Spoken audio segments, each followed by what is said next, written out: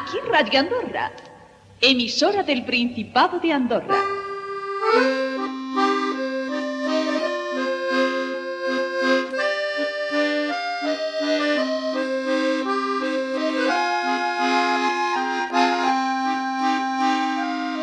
L'histoire racontée de Radio Andorre par Jean-Marc Prince. Bonjour, c'est Jean-Marc Prince au micro. Nous allons poursuivre notre série Histoire racontée de Radio Andorre avec ce 7e épisode qui va aborder la période 1970-1974. Alors les podcasts de ces épisodes précédents sont en ligne sur la chaîne YouTube Aki Radio Andorra et sur notre page Mixcloud. Depuis 1939, année de son inauguration, le succès de Radio Andorre a suscité beaucoup de jalousie, beaucoup de convoitises, mais aussi beaucoup d'ennuis. Alors je ne vais pas revenir en détail sur toutes les péripéties auxquelles elle a été confrontée, pression diplomatique, brouillage, procès, création d'une station concurrente Sud Radio. Mais le coup le plus dur qu'elle a dû subir, c'est certainement l'arrêt et l'interdiction du montage de ces nouveaux pylônes pour améliorer ses conditions d'écoute. À l'aube des années 70, le procès qui l'oppose sur ce sujet à la FASA, la FASA, c'est l'entreprise de fourniture d'électricité de la Principauté. Eh bien, ce procès n'est toujours pas abouti et il ne sera toujours pas en 1974, durée de la période que nous abordons aujourd'hui.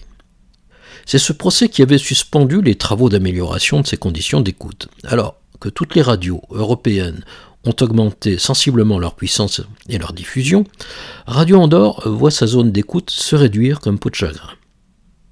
Elle qui arrosait il y a encore 20 ans la presque totalité de l'Europe, eh bien, ne couvre plus aujourd'hui que le sud-ouest de la France, et d'ailleurs pas toujours dans de bonnes conditions. Alors, sa concurrente directe, Sud Radio, lancée donc par la Sofirad, qui est une société écran de l'État français, elle n'a jamais cessé d'améliorer son écoute et a dépassé sensiblement en nombre d'auditeurs Radio Andorre. Pire encore, le profil de l'auditoire de Sud Radio est celui qui intéresse la majorité des annonceurs, c'est-à-dire des jeunes de moins de 30 ans, des cadres supérieurs et des professions libérales. Alors que l'auditoire de Radio Andorre est plutôt vieillissant, et il est essentiellement rural ou ouvrier. Pire encore, les annonceurs nationaux quittent l'antenne, devenue trop régionale, et préfèrent se porter vers les 3 radios commerciales de la Sofirad, qui couvrent, elles, toute la France, avec Europe 1, RMC et Sud Radio. Ils vont aussi, d'ailleurs, sur RTL, qui, elle, n'appartient pas à la Sofirad. La conséquence de tout cela est une perte conséquente des recettes publicitaires de la station, qui ne peut plus investir dans l'achat de matériel. Et par rapport à Sud Radio, elle ne peut pas non plus proposer des salaires attractifs et a du mal à attirer de grands animateurs professionnels. Et pour couronner le tout, elle va même perdre ses animateurs vedettes, dont certains vont être tentés de rejoindre les radios concurrentes. Alors ce sera le cas de Jean-Pierre Rabac, dont nous avons parlé la dernière fois, qui était donc un animateur de talent, et très populaire d'ailleurs auprès des auditeurs de la station.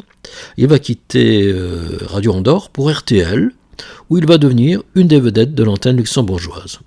De même, Jacques Olive, le jeune animateur talentueux et plein d'avenir, entré à la station en 1966, va partir pour de nouvelles aventures. La dernière mademoiselle à qui du nom, qui est Christiane Maïlos, va quitter aussi en 1970 Radio Andorre après 7 ans d'antenne. Jean-Yves Arnaud, Serge Meunier, Rosabelle, qui est la voix espagnole, vont également quitter Radio Andorre. Et certains vont quitter la station, mais néanmoins rester dans le groupe Trémoulet. Alors ce sera par exemple le cas celui qu'on appelait le pape du yéyé, c'est-à-dire Jean Bonis, qui va rejoindre la station Radio Océan, qu'avait installée Jacques Trémoulet à Saint-Sébastien en Espagne. Autre départ, c'est celui de Jacques Lalanne. Alors lui, Jacques Lalanne, qui était l'intervieweur des vedettes dans le studio parisien de la station, lui est atteint malheureusement d'un cancer du cerveau et il est contraint de cesser son activité professionnelle. Il va être hospitalisé en 1970, mais il décédera 4 ans plus tard, en 1974. Enfin, la station va aussi être décapitée à sa tête. Gilles Marquet avait pris la tête de la direction des programmes de Radio Andorre dès 1960, lors de son arrivée en Andorre avec son frère Jean-Louis Marquet à la direction technique. Alors Gilles Marquet va souhaiter quitter la station et va être embauché à la Dépêche du Midi, le quotidien toulousain, où il va s'occuper des opérations spéciales. Alors, le quotidien La Dépêche, étant toujours partenaire de Radio Andorre pour ses émissions réalisées en public, et notamment durant l'été, celles diffusées depuis Canet-Plage, Gilles Marquet va en quelque sorte devenir le responsable de ces opérations à Canet-Plage, et donc des émissions décentralisées, mais avec la casquette de La Dépêche du Midi. Ce départ de l'âme de Radio Andorre depuis 1960 va en partie expliquer les nombreux départs en chaîne qui vont suivre. Mais ce n'est pas tout. On verra cela après ce disque. Un titre de Michel Polnareff, c'est La Maison Vide de Michel Polnareff en 1970. Michel Polnareff était un artiste soutenu par Radio Andorre, comme en témoigne cette annonce que l'on doit à Robert Marcet et via Michel Lacoste.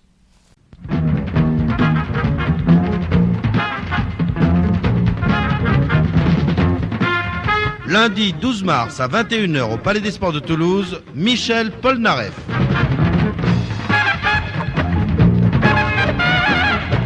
Michel Polnareff, vedette du gala organisé par les étudiants de la JUT, lundi 12 mars à 21h au Palais des Sports de Toulouse.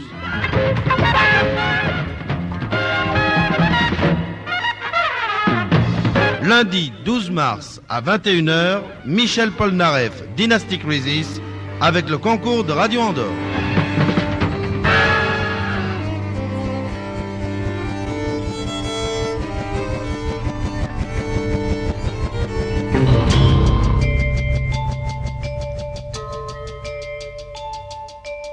Je me souviens, moi, de ce musicien.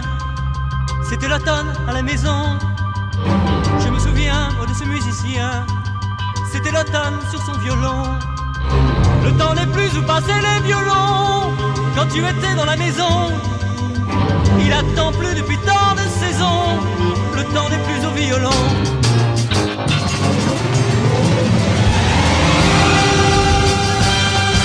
Moi, dans la maison vide, dans ma chambre vide, je passe l'été à écouter cette symphonie qui était si belle et qui me rappelle un amour fini.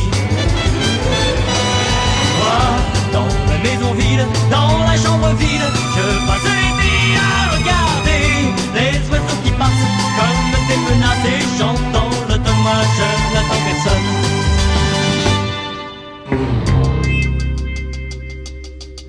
Je me souviens, moi, de ce musicien, un soir d'adieu à la maison. Je me souviens, moi, de ce musicien et de l'adieu sur son violon. Et chaque année, lorsque l'année finit, j'entends le violon de septembre. Et le passé comme une symphonie fait son entrée dans cette chambre.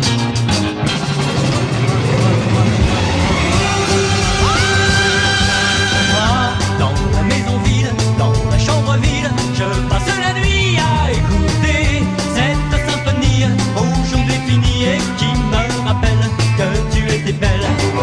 Moi, dans la maison vide, dans la chambre vide, je passe ma vie à regarder les oiseaux qui passent comme des menaces et j'entends l'automne, moi je n'attends personne. Moi, dans la maison vide, dans la chambre vide, je passe ma vie à écouter cette symphonie qui était si belle et qui me rappelle un amour fini. Moi, dans la maison vide, dans la chambre vide, je passe ma vie à regarder les oiseaux qui passent comme des menaces et j'entends l'automne, moi je n'attends personne.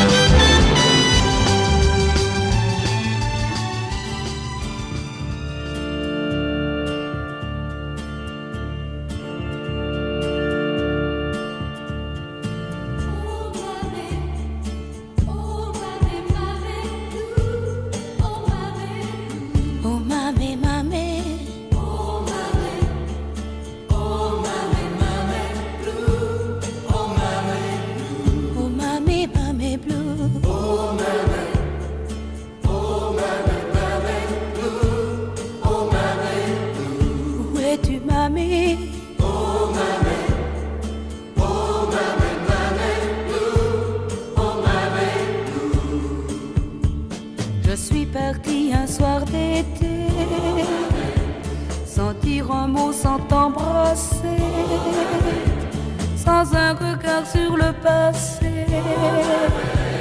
Le passé. Dès que j'ai franchi la frontière, le vent soufflait plus fort qu'hier.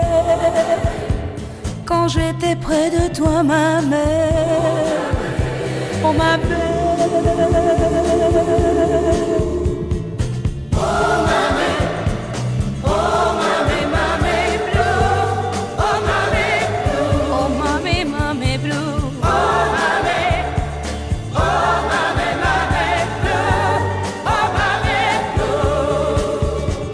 Et aujourd'hui je te reviens, et j'ai refait tout le chemin qui m'avait entraîné si loin, oh si loin. Tu n'es plus là pour me sourire, me réchauffer, me recueillir, et je n'ai plus qu'à repartir, repartir.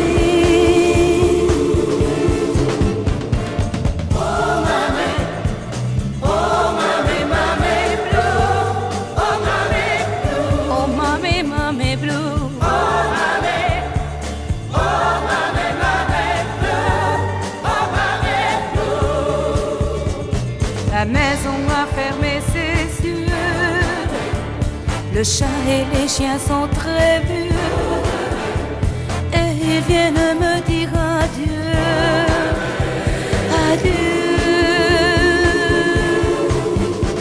Je ne reviendrai plus jamais dans ce village que j'aimais, où tu reposes à tout jamais.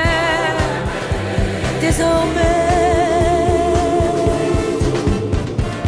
oh mamie, oh mamie, mamie blue, oh mamie blue, oh mamie, oh mamie, mamie blue, oh mamie blue, oh mamie, oh mamie, mamie blue, oh mamie blue, et mamie blue.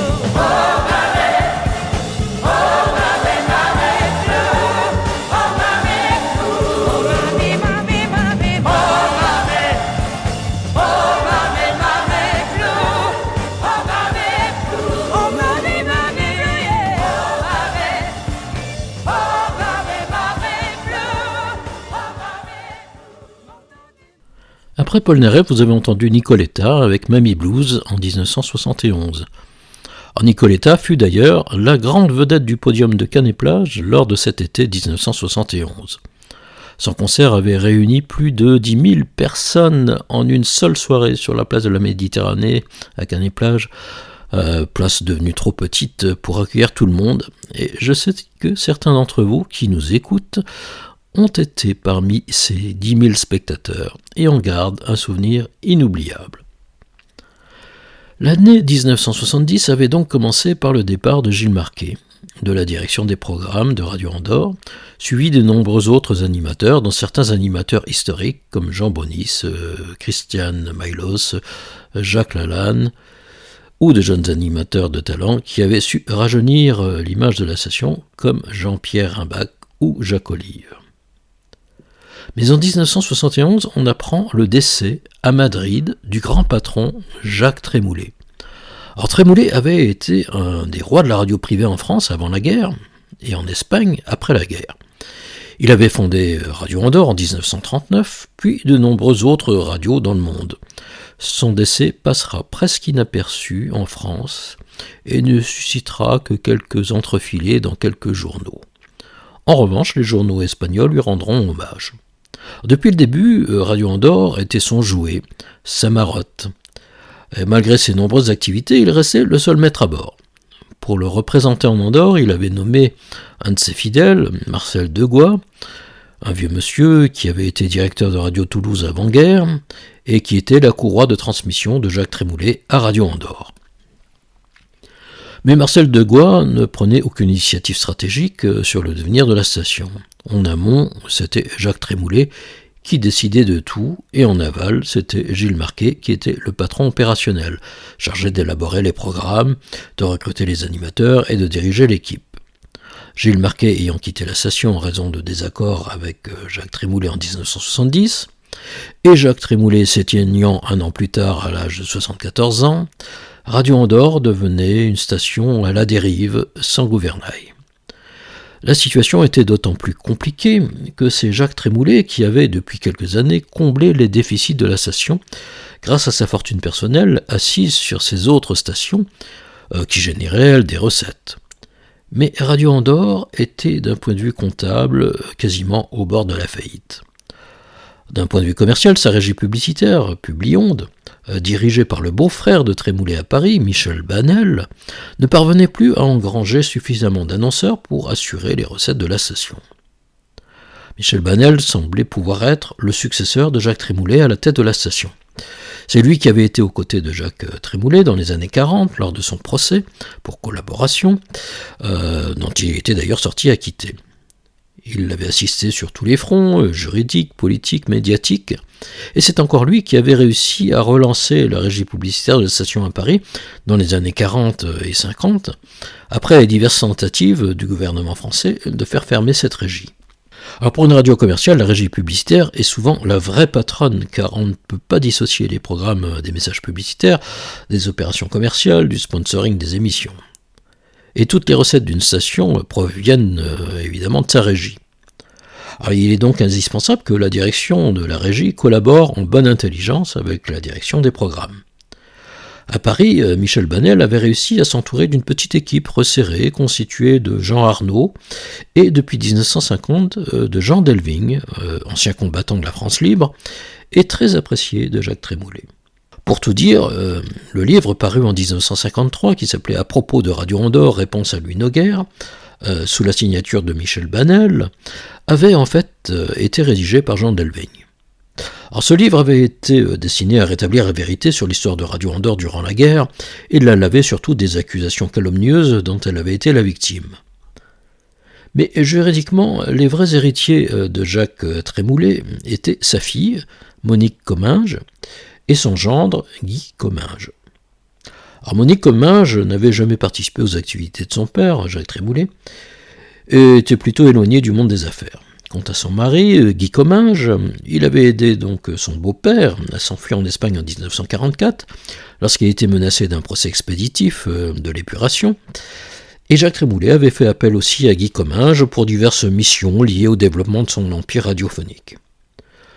Au lendemain du décès de Jacques Trémoulet, qui laisse donc une situation difficile, voire critique, cette équipe va se réunir pour reprendre en main la destinée de la station et prendre les décisions stratégiques nécessaires à court terme. Elle va aussi réunir autour de la table les frères Marquet, qui avaient été étroitement associés à la direction de la station depuis 1960. Alors Jean-Louis Marquet, en tant que directeur technique, et Gilles Marquet, officiellement démissionnaire de son poste de directeur des programmes, mais resté dans l'ombre, très concerné par le devenir de Radio Andorre. When I find myself in times of trouble, Mother Mary comes to me, speaking words of wisdom, let it be. And in my hour of darkness, she is standing right in front of me, speaking words of wisdom, let it be. Let it be, let it be, let it be, let it be. Whisper words of wisdom, let it be. And when the broken-hearted people living in the world agree, there will be an answer, let it be. For though they may be parted, there is still a chance that they will see. There will be an answer, let it be. Let it be, let it be, let it be, let it be. Yeah, there will be an answer, let it be. Let it be, let it be, let it be.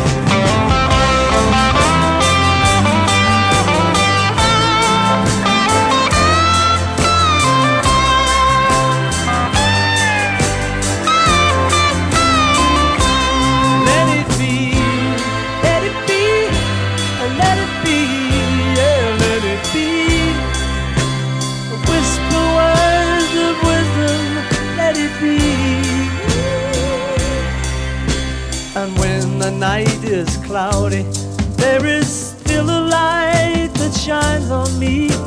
Shine until tomorrow, let it be. I wake up to the sound of music. Mother Mary comes to me, speaking words of wisdom, let it be. Yeah, let it be, let it be, let it be, yeah, let it be. Oh, there will be an answer, let it be. Yeah, let it be, let it be, let it be, yeah, let it be. Oh, there will be an answer, let it be. Yeah, let it be, let it be, let it be, yeah, let it be. Whisper words of wisdom, let it be.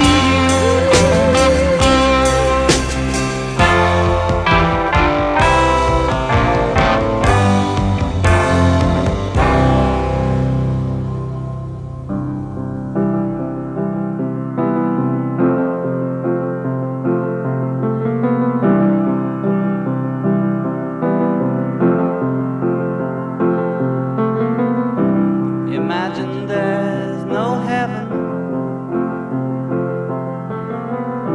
It's easy if you try. No hell below us. Above us only sky. Imagine all the people living for today. Imagine there's no countries. It isn't hard to do. Nothing to kill or die for, and no religion too. Imagine all the people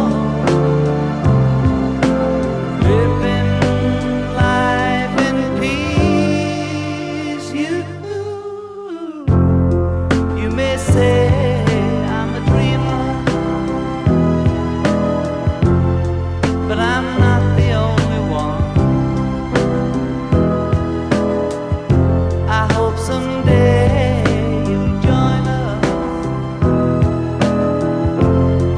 and the world will be as one. Imagine no possessions. I wonder if you can. No need for greed or hunger, or brotherhood of man. Imagine all the people sharing all the world. You may say I'm a dreamer, but I'm not the only one. I hope someday you'll join us, and the world will live as one. Vous avez entendu Let It Be, du dernier album des Beatles en 1970. Cette chanson est signée Paul McCartney. Puis c'était Imagine, interprété en solo en 1971 par John Lennon, donc après la séparation des Beatles. Nous sommes donc en 1971. Le patron de Radio Andorre, Jacques Trémoulet, vient de décéder à Madrid. Cet homme à très forte personnalité avait toujours mené ses affaires de manière très autoritaire, mais aussi solitaire. Si au début de sa carrière il s'était associé avec Lian Karskowski pour créer Radio Toulouse, puis Radio Andorre, ce dernier, plus âgé que Trémoulet, s'était progressivement désengagé après la guerre et était décédé en 1961. Trémoulet s'était entouré d'une troupe de fidèles assurant chacun des missions très précises, mais n'intervenant d'aucune manière dans la direction globale du groupe.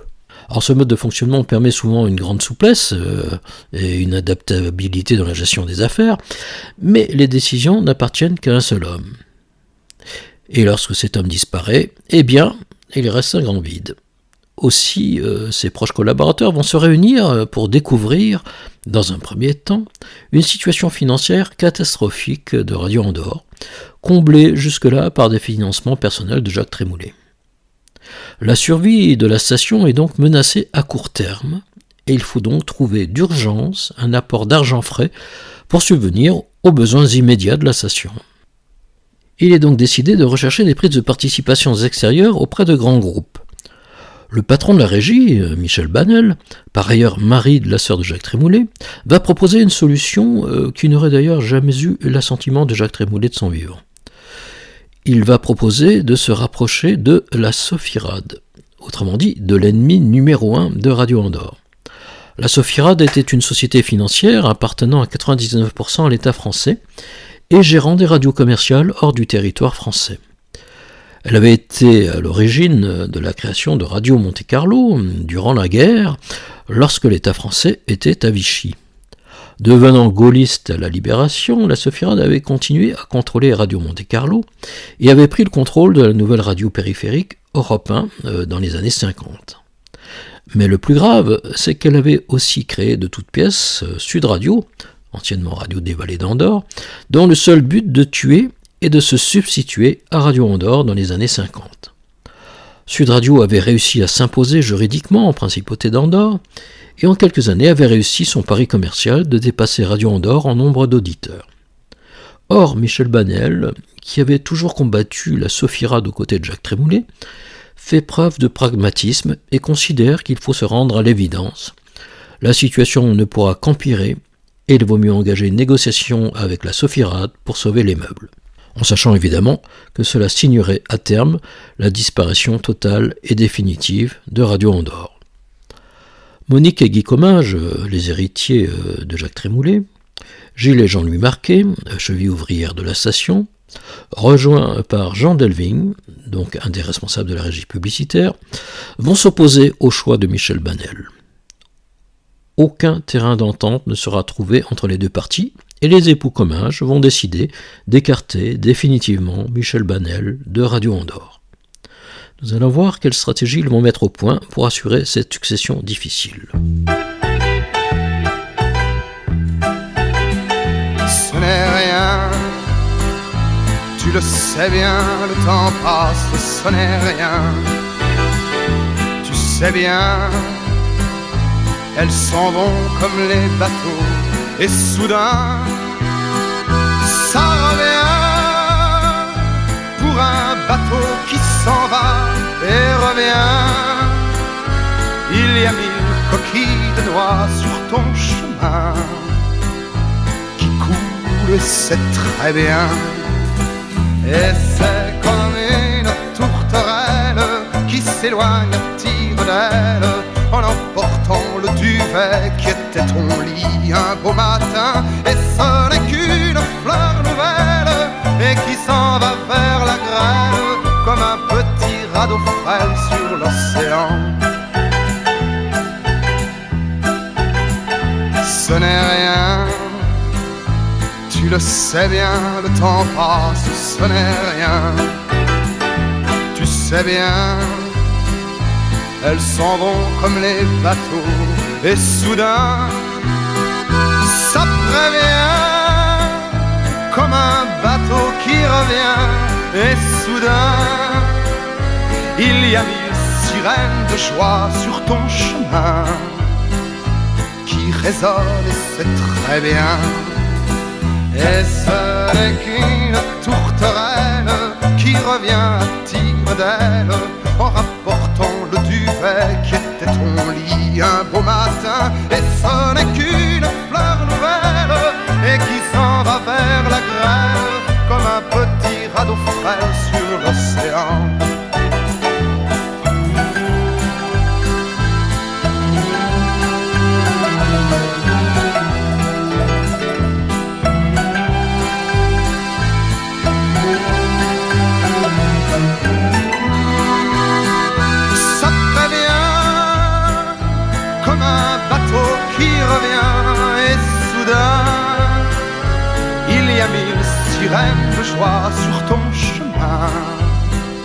qui résonne et c'est très bien. Et ce n'est qu'une tourterelle qui reviendra tire d'aile en rapportant le duvet qui était son lit un beau matin. Et ce n'est qu'une fleur nouvelle et qui s'en va vers la grêle comme un petit radeau frêle sur l'océan.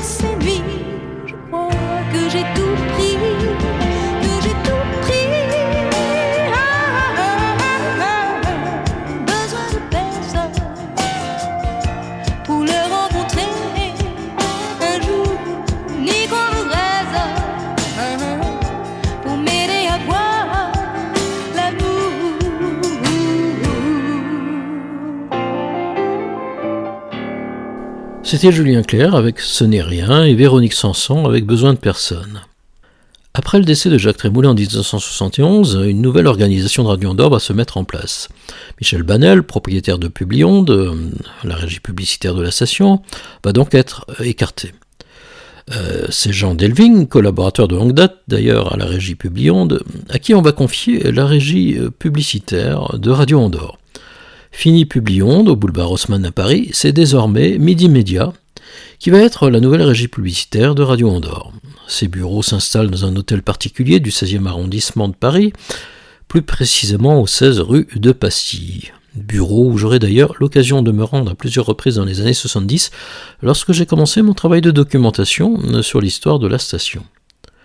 Les époux Comminges, héritiers de Jacques Trémoulet, vont aussi décider de confier la présidence de la station à Jean Delving, qui va donc devenir officiellement le nouveau patron de Radio Andorre, qu'il présidera depuis Paris. Au niveau de la direction de la station d'Andorre et à Toulouse, on va décider de laisser en place Marcel Degois jusqu'à sa retraite prévue en 1975. Alors cet homme méritant va donc terminer sa vie professionnelle paisiblement, mais avec une responsabilité plutôt symbolique. Il partira en 1975 et décédera 4 ans plus tard, en 1979. Jean-Louis Marquet, après le départ de son frère Gilles en 1970, va être nommé directeur général adjoint, chargé notamment du bureau de Toulouse, tout en continuant d'assumer la direction technique de la station. Gilles Marquet, ayant été embauché à la Dépêche du Midi, partenaire historique de Radio Andorre, va conserver sa place à la Dépêche, tout en s'occupant des émissions diffusées en été, depuis le studio de Canet-Plage, dont la Dépêche est le principal partenaire. Il attendra le départ à la retraite de Marcel Degois en 1975 pour revenir à Radio Andorre et en prendre la direction générale, qu'il partagera d'ailleurs avec son frère Jean-Louis. Mais durant cette période, 1970-1975, il restera toujours associé aux décisions de la station, sans faire partie d'ailleurs de l'organigramme.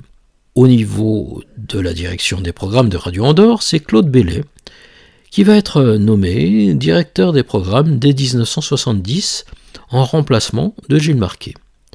Claude Bellet a déjà à son actif une belle carrière radiophonique et même télévisuelle, puisqu'il fut journaliste à TMC, la télévision monégasque, où il présentera le 20h.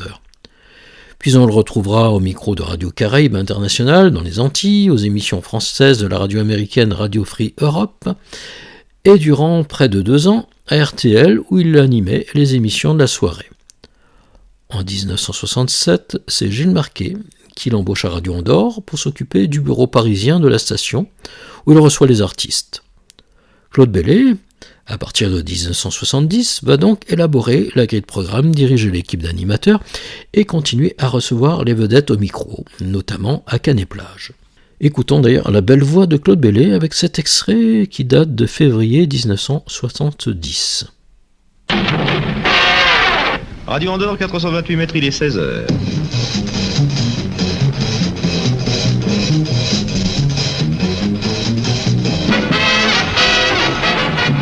Édouard Monzeau, réalisation.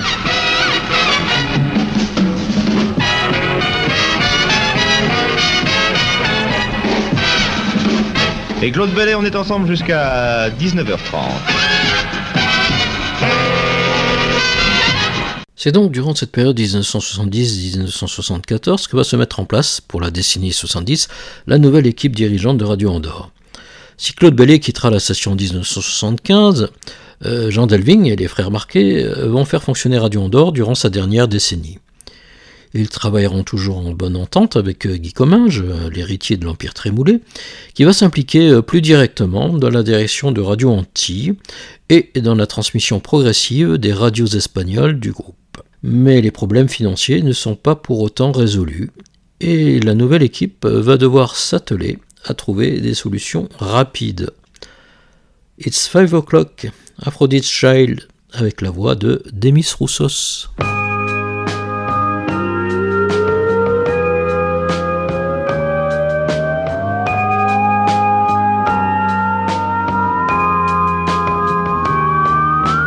It's 5 o'clock and I walk through the empty streets. Thoughts fill my head, but then still no one speaks to me.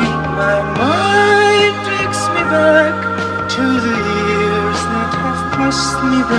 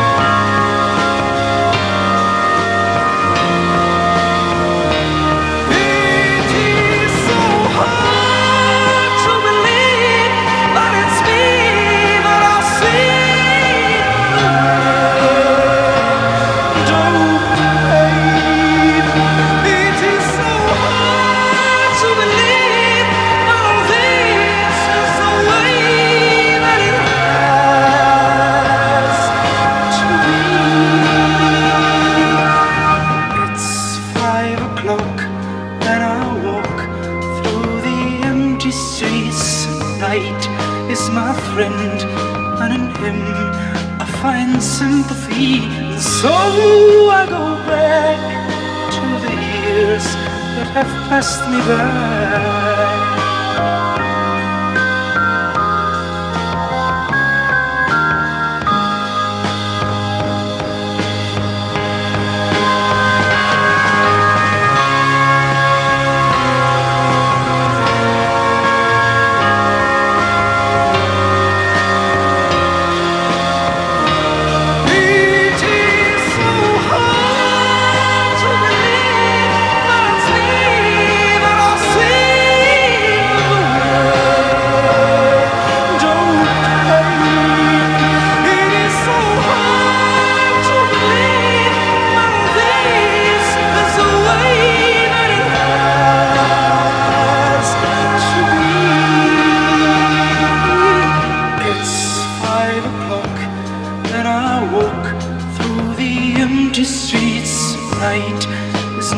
friend, and in him find sympathy.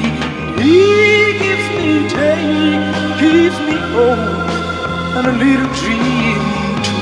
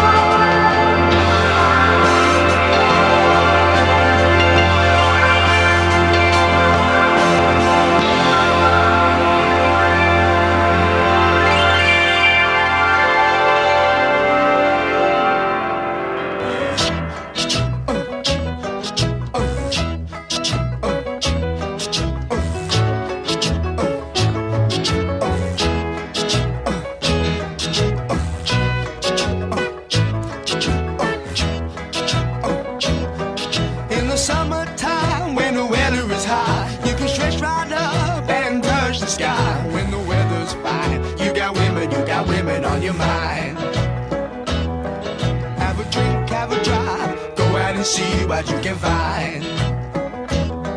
If a daddy's rich, take her out for a meal. If a daddy's poor, just do what you feel. Speed along the lane, you go down or a turn of 25. When the sun goes down, you can make it good and live by. We're not great people, we're not dirty, we're not mean. We love everybody, but we do as we please. When the weather's fine, we go fishing or go sailing in the sea. We're always happy, last for living, yeah, that's our philosophy. Sing along with us, dee-dee-dee-dee-dee, da-da-da-da-da, yeah, we're happy, da-da-da, dee-da-da-dee-da-da-da-da.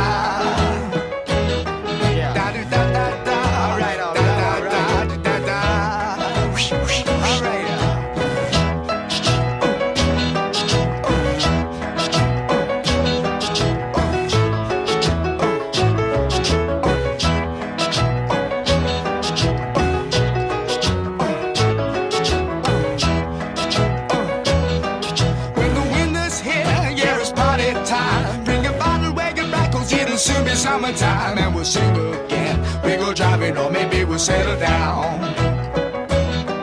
If she's rich, if she's nice, bring your friends and we'll all go into town.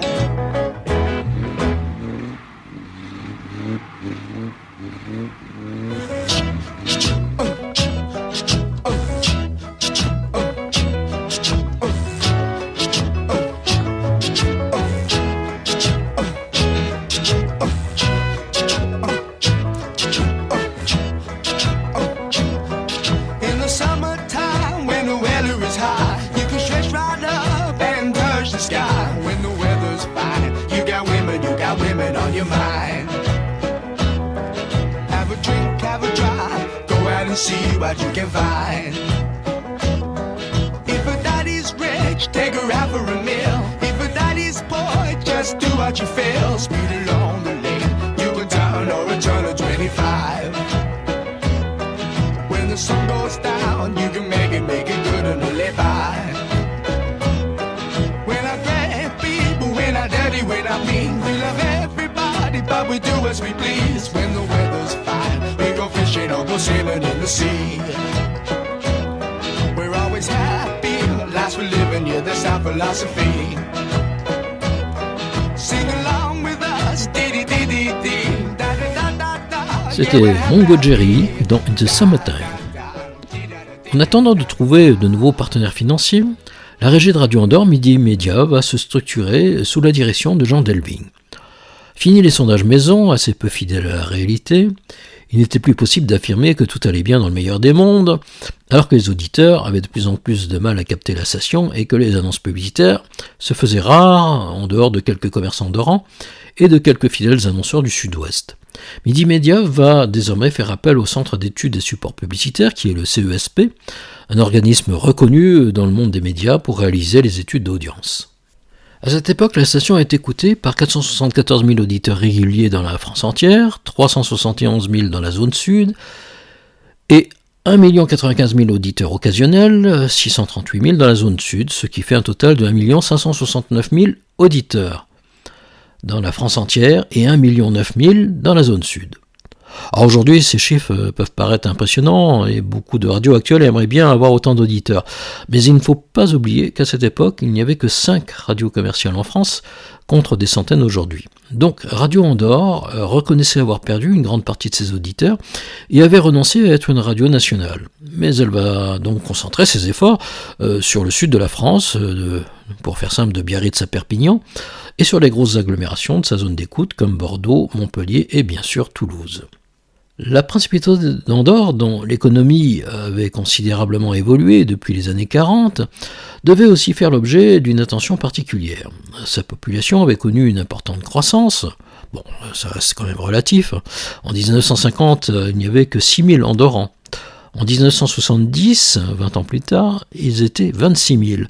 Et surtout, ils s'étaient enrichis. Les bergers étaient devenus commerçants grâce à la vente hors taxe des cigarettes et des spiritueux, mais aussi grâce au développement du tourisme de haute montagne.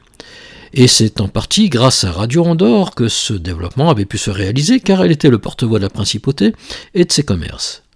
Mais il ne fallait pas oublier que les autorités andorranes avaient droit de vie ou de mort sur Radio Andorre à travers l'existence d'un contrat de concession dont l'échéance était 1981. Alors même s'il y avait encore une ambiguïté sur la validité de ce contrat, qui avait remplacé un précédent contrat avec échéance en 1995, pour les autorités andorranes, c'était bien 1981. Or, pour trouver un partenaire financier, il fallait avant tout avoir une visibilité sur le long terme, car les investissements dont avait besoin la station ne pouvaient pas s'amortir en 5 ou 6 ans. Donc, dès 1973, Jean Delving va venir fréquemment en Andorre pour rencontrer les autorités andorranes, c'est-à-dire principalement le Conseil général, qui était représenté par son syndic général, Monsieur Roulia Reik Ribot. Les coprinces avaient encore une autorité en tant que pouvoir exécutif de l'Andorre à cette époque, qui précédait la mise en place de la nouvelle constitution. Le coprince français, à cette époque, c'était Georges Pompidou, jusqu'à son décès en 1974. Comme les divers gouvernements français de l'après-guerre s'étaient toujours opposés à cette radio Andorre qu'ils n'avaient pas réussi à contrôler, contrairement d'ailleurs aux 4 autres stations périphériques, il était inutile de rencontrer le représentant du coprince français en Andorre, car aucun accord ne pouvait se faire avec lui. En revanche, le coprince évêque, Monseigneur Juan Martí y Alanis, et son représentant, l'abbé Juan Massa, et son secrétaire, le docteur Némésie Marquez, étaient des alliés de Radio Andorre, comme l'était aussi le syndic représentant le conseil général. C'est Jean-Louis Marquet qui va être chargé de relations d'Andorre avec les autorités, qu'il va rencontrer très fréquemment.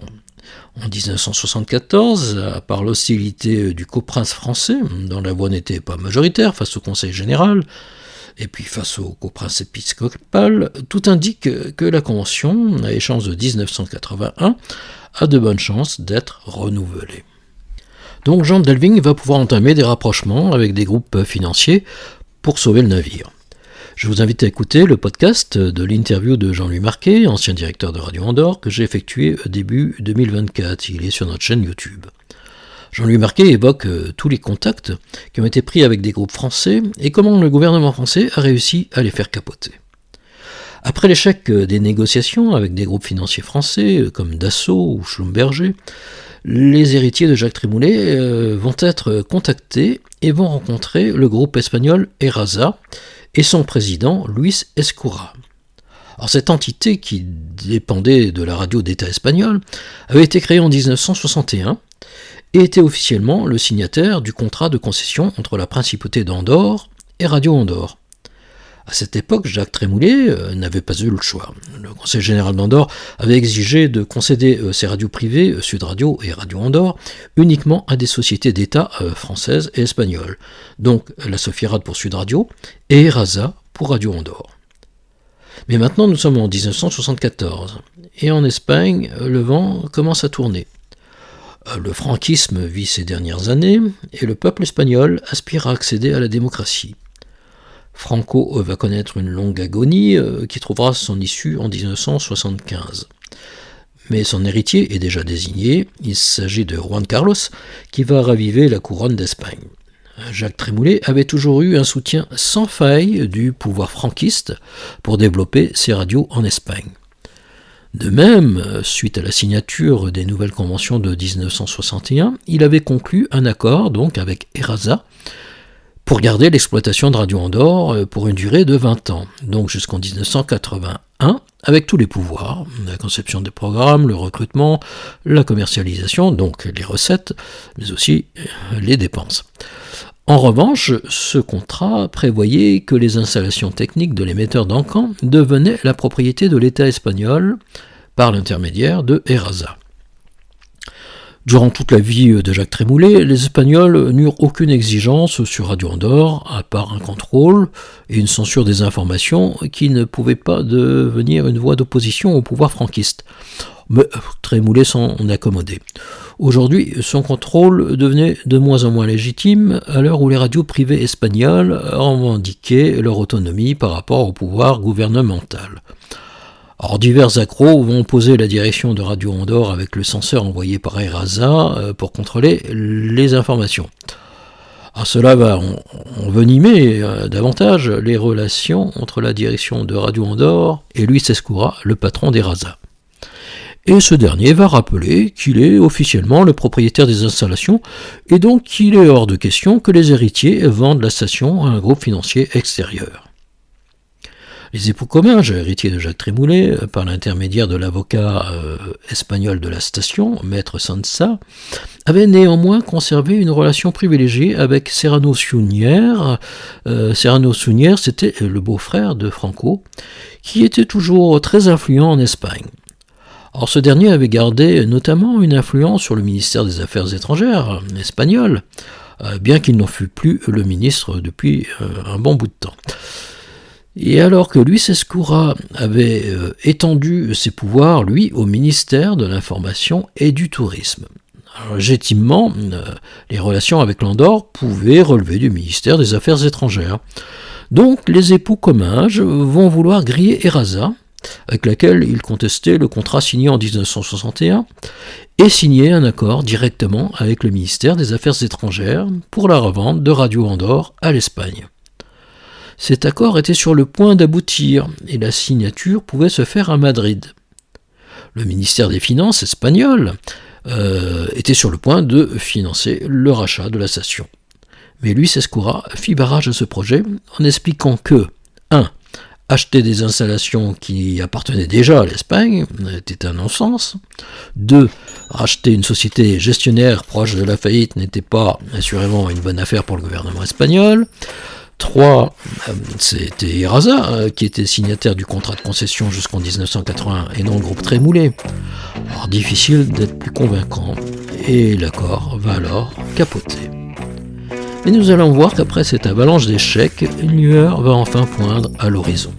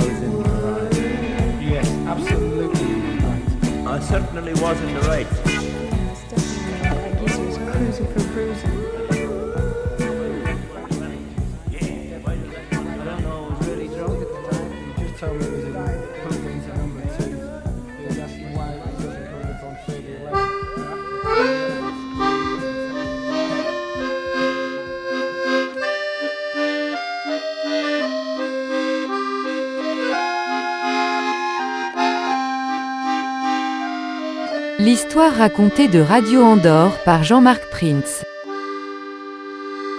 Vous avez reconnu le groupe Pink Floyd dans Money, un tube de 1973. Alors que ce soit du côté français ou du côté espagnol, toutes les tentatives de financement par des groupes extérieurs vont échouer. Mais une opportunité va néanmoins faire son apparition.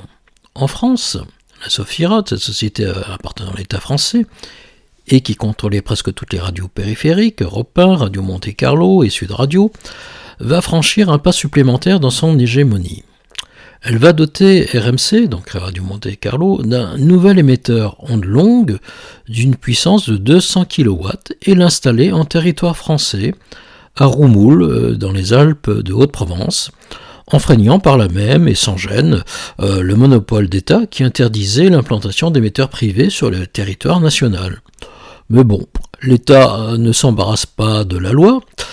C'est un petit peu le « fais ce que je dis, mais ne fais pas ce que je fais ». Et si Europe 1 couvrait déjà la presque totalité de la France, excepté l'extrême sud, RMC couvrait maintenant aussi la presque totalité du territoire, sauf l'extrême nord. On pouvait donc l'entendre désormais à Paris, là où se concentrent les annonceurs nationaux, mais on pouvait aussi l'entendre maintenant sur la totalité de la zone de couverture de Radio Andorre, ce qui, avec Sud Radio, confrontait Radio Andorre à une double concurrence, Sud Radio et RMC. La Sofirad pouvait avoir désormais une couverture totale du territoire français, ce que ne pouvaient pas revendiquer les deux autres périphériques qu'elle ne contrôlait pas, c'est-à-dire RTL et Radio Andorre. Alors RTL, dont l'État était aussi actionnaire, mais par l'intermédiaire d'Havas, RTL souffrait donc d'un handicap par rapport aux radios de la Sofirad, c'est qu'elle n'était pas du tout entendue dans le sud de la France. Alors un émetteur situé au sud de la France et qui aurait relayé ses programmes lui aurait permis d'avoir une couverture totale du pays. Mais ce qui avait été accordé à RMC en raison de l'exiguïté du territoire monégasque ne pouvait pas l'être pour RTL. Alors je ne suis pas dans la tête des responsables de RTL de cette époque, mais on ne peut pas exclure qu'ils aient pensé que Radio Andorre était probablement en fin de course et que son émetteur, ou plutôt la situation de son émetteur en Andorre, aurait bien pu devenir à terme un réémetteur des programmes de RTL. Il fallait donc se positionner avant que d'autres ne le fassent. Rappelons que la Sofirad était aussi à l'affût pour récupérer Radio Andorre, non pas pour l'exploiter, mais pour la rayer de la carte tout simplement, et laisser seul Sud Radio en principauté. Donc, pour les propriétaires de Radio Andorre, qui recherchaient des financements externes, et ceux de RTL, qui recherchaient une implantation au sud de la France, il était évident qu'une rencontre devenait nécessaire. Et c'est ce qui se passa d'ailleurs. Les réunions entre les deux directions vont se multiplier, et aboutir sur un accord en décembre 1974. Alors, si des rumeurs de rachat vont courir dans la presse, elles seront démenties par Radio Andorre. En effet, il ne faut pas oublier que la concession de Radio Andorre arrivait à échéance en 1981 et que la possibilité qu'elle ne soit pas renouvelée restait quand même ouverte. Donc, racheter une radio pour une durée de vie d'une durée de 6 ans, mais une incertitude au-delà, n'était pas du goût des financiers.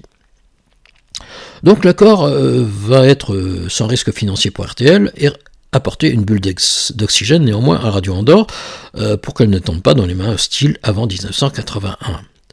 Il va consister en une aide technique et matérielle pour améliorer la diffusion de Radio Andorre.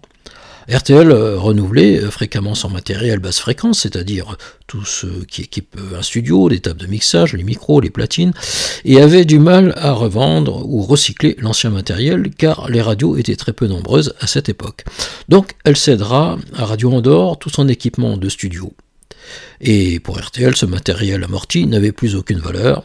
Mais pour Radio Andorre, dont le matériel obsolète avait été hérité en 1960 de Radio Africa, c'était une aubaine et un saut technologique d'une vingtaine d'années. Autre sujet évoqué est celui d'un émetteur onde longue pour Radio Andorre. Alors déjà dans les années 60, Jean-Louis Marquet, le directeur technique de Radio Andorre, avait envisagé la construction d'un émetteur onde longue. Le sujet est remis sur la table par RTL, qui va déléguer un technicien en Andorre pour rechercher, avec Jean-Louis Marquet, des sites pour l'installation d'un émetteur onde longue. Là aussi, je vous invite à écouter l'interview de Jean-Louis Marquet de mars 2024 sur YouTube, où il revient en détail sur cet épisode.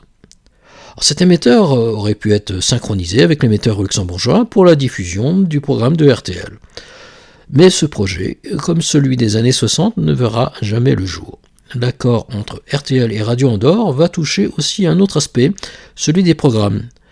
Mais il ne se mettra en place que dans la deuxième partie des années 70, donc nous en reparlerons dans notre prochaine émission. Lord Schumann, le lac majeur. Il neige sur le lac majeur.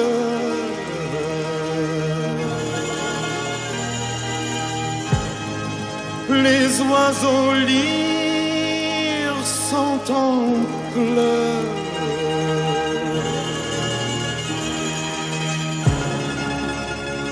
Et le pauvre vin italien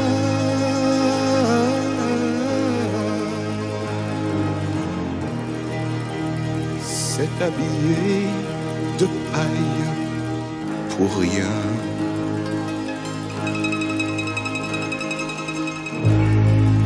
Des enfants crient de bonheur.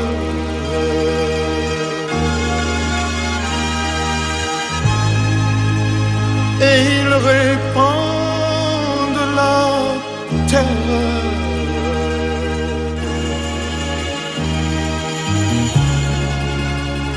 En glissade et bombardement,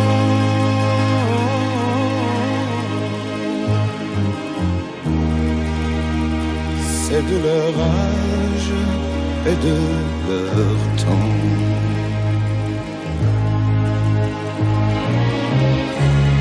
J'ai tout oublié du bonheur.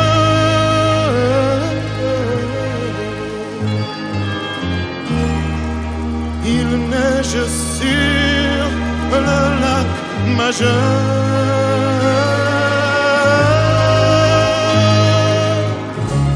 J'ai tout oublié du bonheur.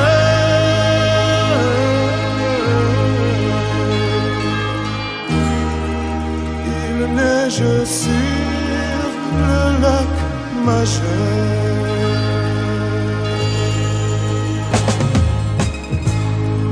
Il neige sur le lac majeur.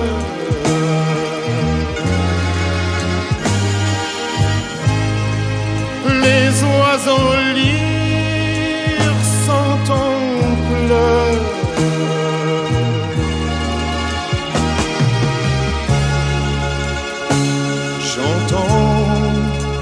Comme un moteur,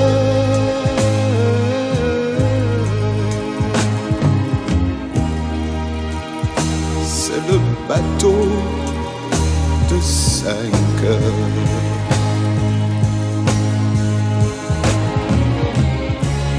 J'ai tout oublié du bonheur.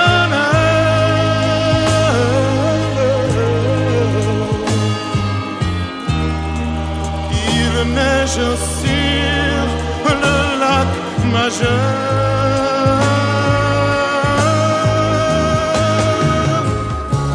J'ai tout oublié du bonheur.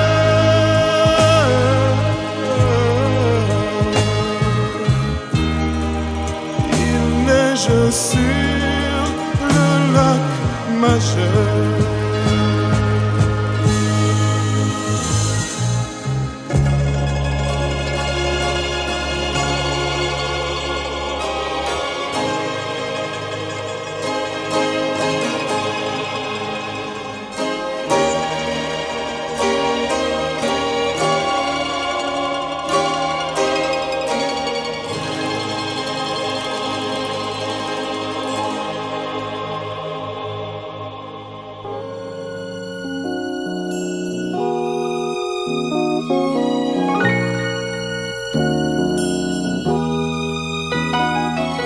J'ai besoin qu'on m'aime, mais personne ne comprend ce que j'espère et que j'attends. Qui pourrait me dire qui je suis?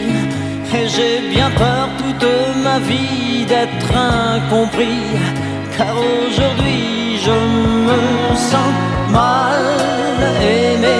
Je suis le mal aimé. Les gens me connaissent tel que je veux me montrer. Et ont-ils cherché à savoir d'où me viennent mes joies? Et pourquoi ce désespoir caché au fond de moi? Si les apparences sont quelquefois contre moi, je ne suis pas ce que l'on croit. Contre l'aventure de chaque jour, j'échangerai demain la joie d'un seul amour. Mais je suis là comme avant, mal aimé. Je suis le mal aimé. Les gens me connaissent tel que je veux me montrer. Mais ont-ils cherché à savoir d'où me viennent mes joies? Et pourquoi ce désespoir caché au fond de moi? Car je suis mal aimé, je suis le mal aimé. Les gens me connaissent tel que je veux me montrer. Ont-ils cherché à savoir d'où me viennent mes joies? Et pourquoi ce désespoir caché au fond de moi? Oh, je suis mal aimé, je suis le mal aimé. Les gens me connaissent tel que je veux me montrer. Mais ont-ils cherché à savoir d'où me viennent mes joies? Et pourquoi ce désespoir caché au fond de moi? Oui, je suis mal aimé, c'est vrai, je suis le mal aimé. Et les gens me connaissent tel que je viens me montrer. C'était Claude François avec Le Mal Aimé. En 1970 et jusqu'à la fin, Radio Andorre va beaucoup miser sur ses émissions d'été décentralisées à Canet-Plage dans le Roussillon. Elles sont dénommées Opération Vacances. Plus accessible que la principauté d'Andorre, la station balnéaire du Roussillon accueille durant toute la saison estivale les vedettes de la chanson française, et le studio de Radio Andorre et sa scène extérieure vont pouvoir accueillir dans les années 70 tout le showbiz français. Après Jacques Olive, c'est Claude Bellet qui va interviewer les vedettes au micro de Radio Andorre. C'est aussi l'occasion pour la station de rencontrer son public et de rajeunir son image. Alors rien que pour l'année 70, la station va estimer à 400 000 le nombre de vacanciers qui seront passés devant son podium à Canet-Plage. Les animations dureront toute la journée avec des jeux de plage, des vedettes locales, des majorettes, des concours de beauté, des animations et des jeux pour les enfants, et surtout le grand concert du dimanche soir avec une grande vedette de la chanson. En 1973, ce studio de Canet-Plage sera agrandi et modernisé, et la station inaugurera aussi un car itinérant qui parcourra toutes les villes touristiques du Languedoc-Roussillon, mais aussi de Midi-Pyrénées. Un petit podium sera aussi installé en été sur le parking des studios à Andorre-la-Vieille pour des jeux radiophoniques qui vont attirer les vacanciers qui passent par l'Andorre. Mais l'Andorre ne fait pas partie du circuit des tournées d'été des vedettes, même si les maisons de disques y enverront parfois leurs jeunes artistes en quête de notoriété. Au début des années 70, Radio Andorre ne diffuse toujours pas d'informations en français, à part un court bulletin à midi, avec juste les titres de l'actualité, mais sans développement. Alors, ce bulletin est rediffusé le soir avant les émissions en espagnol. En revanche, elle va encore développer ses reportages d'événements sportifs, culturels, artistiques, voire économiques, sur sa zone d'écoute du sud et du sud-ouest. Alors c'est essentiellement lors de l'émission diffusée entre midi et 14h, appelée Midi Magazine, qu'elle va diffuser ses reportages, avec notamment une émission d'1 quart d'heure diffusée depuis Toulouse, qui s'appelait À vous Toulouse, et qui était présentée par Robert Marcet, et un deuxième reporter qui était Jean-Jacques Debezy. Alors l'émission Midi Magazine propose des rendez-vous quotidiens, avec les courses hippiques, des reportages sportifs, la météo des plages, ou la météo des montagnes en hiver, des interviews de vedettes, Et l'émission prendra le nom de Midday Magazine en 1973 avec l'arrivée d'un nouvel animateur qui est Patrick O'Brady. Mais nous en reparlerons plus tard. En 1971, Radio Andorre va diffuser une émission en catalan, la Chronique andorrane, présentée par Rosendo Marsol, qui prendra le nom et le pseudo de Sicoris. Alors jusque-là, Radio Andorre n'avait parlé que le français et le castillan. Alors, le catalan, parlé par tous les Andorrans, avait été assez mal vu par le pouvoir franquiste, mais au début des années 70, il connaît une renaissance en Catalogne espagnole. Le choix de diffuser une émission en catalan est aussi un geste politique effectué par Radio Andorre en direction des Andorrans, qui commencent à s'émanciper peu à peu du pouvoir de leurs deux coprinces, face à une montée des pouvoirs du Conseil général, qui, lui aussi, souhaite promouvoir la langue maternelle des Andorrans, c'est-à-dire le catalan. Mais pour le moment, cette émission catalane ne dure que 5 minutes par jour. La pop music va avoir ses émissions en fin d'après-midi, avec notamment Pop Performance, le 20 Club de Daniel Pirenne, le Pop Flash et bien d'autres encore. Avec le rock, la pop, ce sont les nouveaux genres musicaux qui attirent la jeunesse. À la période du yéyé, qui était présenté dans les années 60 par Jean Bonis, est révolue. Mais un nouveau genre musical va aussi faire son apparition au début des années 70, même s'il ne bénéficie pas encore d'émissions spécifiques, c'est le disco. Et l'un des premiers titres, Disco, qui va animer dans un premier temps les discothèques, puis dans un second temps les radios, c'est Rock You Baby de George McRae en 1974.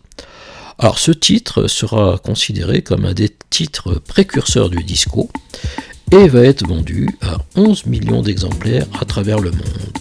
Rock You Baby.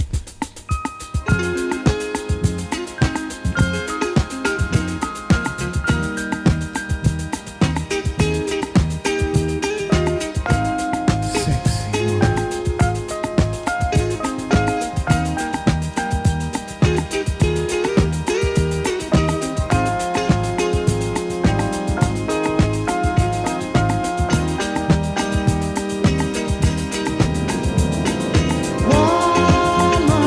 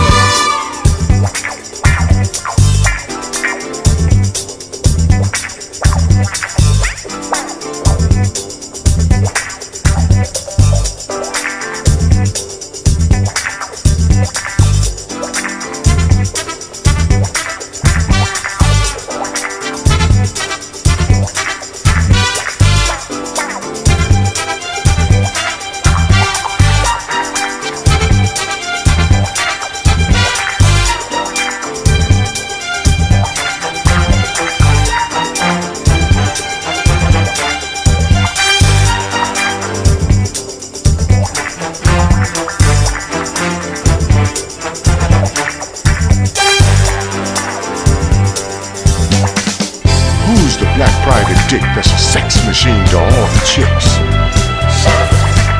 You're damn right.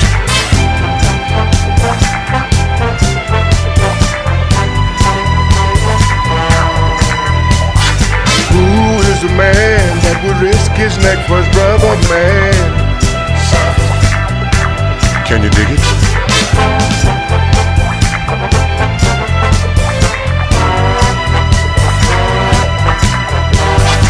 Who's the cat that won't cop out when there's danger all about? Right on. They say this cat Shaft is a bad mother. I'm talking about Shaft. He's a complicated man, but no one understands him but his woman.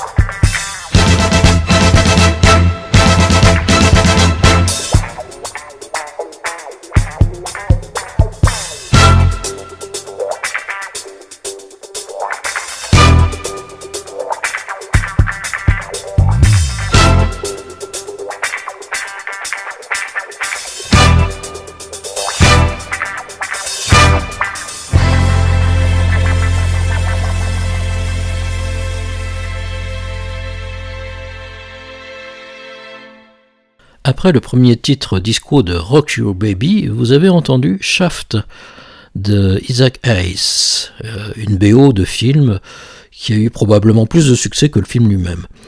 Là aussi, beaucoup considèrent que ce titre est un des premiers succès disco, mais je pense qu'on est encore dans le funk, ce genre musical qui va en générer d'autres, dont justement le disco. Alors tout à l'heure j'évoquais les très nombreux départs de ce début des années 70, nous allons maintenant évoquer les nombreuses arrivées. C'est donc à cette époque que Claude Bellé, qui est le directeur des programmes de Radio Andorre. Je vous ai dressé son portrait en début d'émission. Un vrai professionnel de la radio, il va embaucher la plupart des nouveaux animateurs de la station, mais aussi les former. La plupart ont à cette époque une vingtaine d'années et font donc leurs premières armes devant un micro. Certains ne feront qu'un bref passage dans son métier, mais d'autres vont ensuite entamer une véritable carrière radiophonique.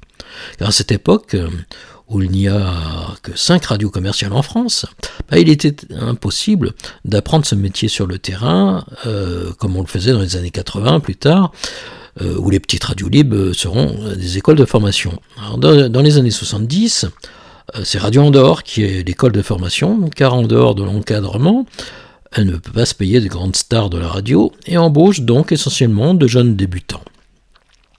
Alors soit ils ne feront pas l'affaire et quitteront la station au bout d'une saison, soit ils feront l'affaire et partiront pour la concurrence, souvent d'ailleurs Sud Radio, où les animateurs étaient mieux payés.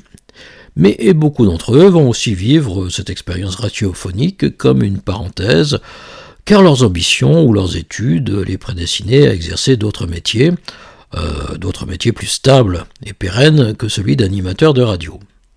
Alors procédons chronologiquement. En 1970, ce sont 7 nouveaux animateurs et 3 nouveaux opérateurs du son qui vont rentrer à la station. Le premier d'entre eux s'appelle Alain Thibault-Là. Très vite, il va se faire remarquer par ses qualités professionnelles, son talent d'animateur, mais aussi son autorité naturelle et son ambition. Et cela se confirmera très vite. Claude Bellé étant basé à Paris, où on était à Canet-Plage, c'est Alain Thibault-Là qui va très vite prendre de l'ascendance sur les jeunes animateurs français embauchés à Andorre-la-Vieille. Et il deviendra, dès 1975, lorsque Claude Bellé quittera à son tour la station, le nouveau directeur des programmes. À la fermeture de Radio Andorre en 1980, il sera l'un des dirigeants de la nouvelle radio Toulouse, lancée par la Dépêche du Midi, et qui aurait dû prendre en quelque sorte la suite de Radio Andorre. Mais bon, ce sera malheureusement pas le cas. Puis on le retrouvera dans les nouvelles radios décentralisées de Radio France, et notamment à Radio Mayenne, puis à la direction des radios locales de Radio France.